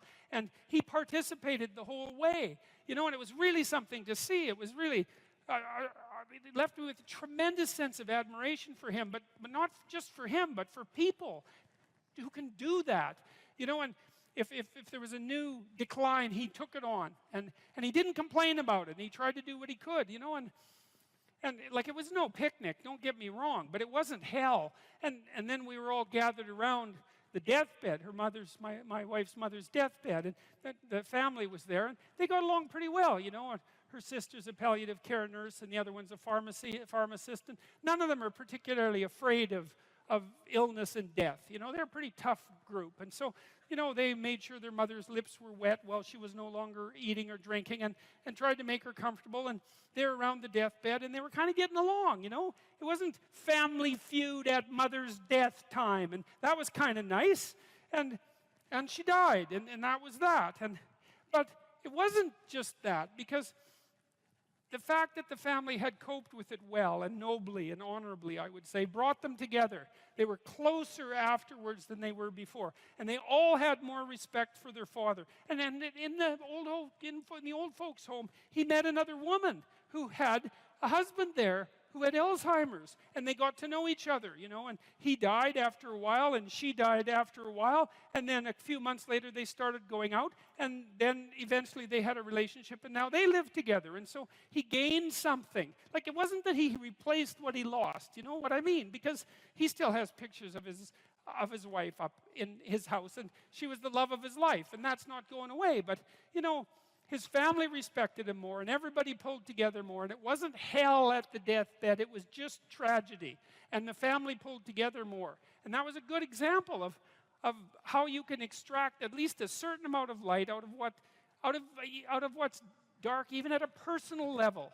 And it's worth asking yourself. It's like, drop what you're doing that's foolish, that you know is foolish, and pick an aim that's worthwhile, you know, to make things better for yourself, like you're worth taking care of, like you're worth something, you know, and to surround yourself with people who believe the same and who are rejoicing in your accomplishments and unhappy when you fail, right? And you're comparing yourself to your accomplishments of yesterday and not to someone else's today, so that you're not jealous and bitter. And you put your own house in order so that you're not cursing the world when some of its disarray might be your fault. And you're trying to pursue something meaningful, and you're doing your best to tell the truth, and all of that. And then you see what happens. Who the hell are you? You know, you think you're a miracle of some bloody bizarre sort. We've been around for 3.5 billion years. You know, every single one of your relatives propagated successfully. And here you are, against all possible odds, in this world of hell in some sense, and bitterness and tyranny and malevolence. And yet, God only knows what's inside you, this capacity for consciousness, the capacity to confront potential and to turn it into something good. That's us, man. That's the Western story. That's the individual as the cornerstone of the state.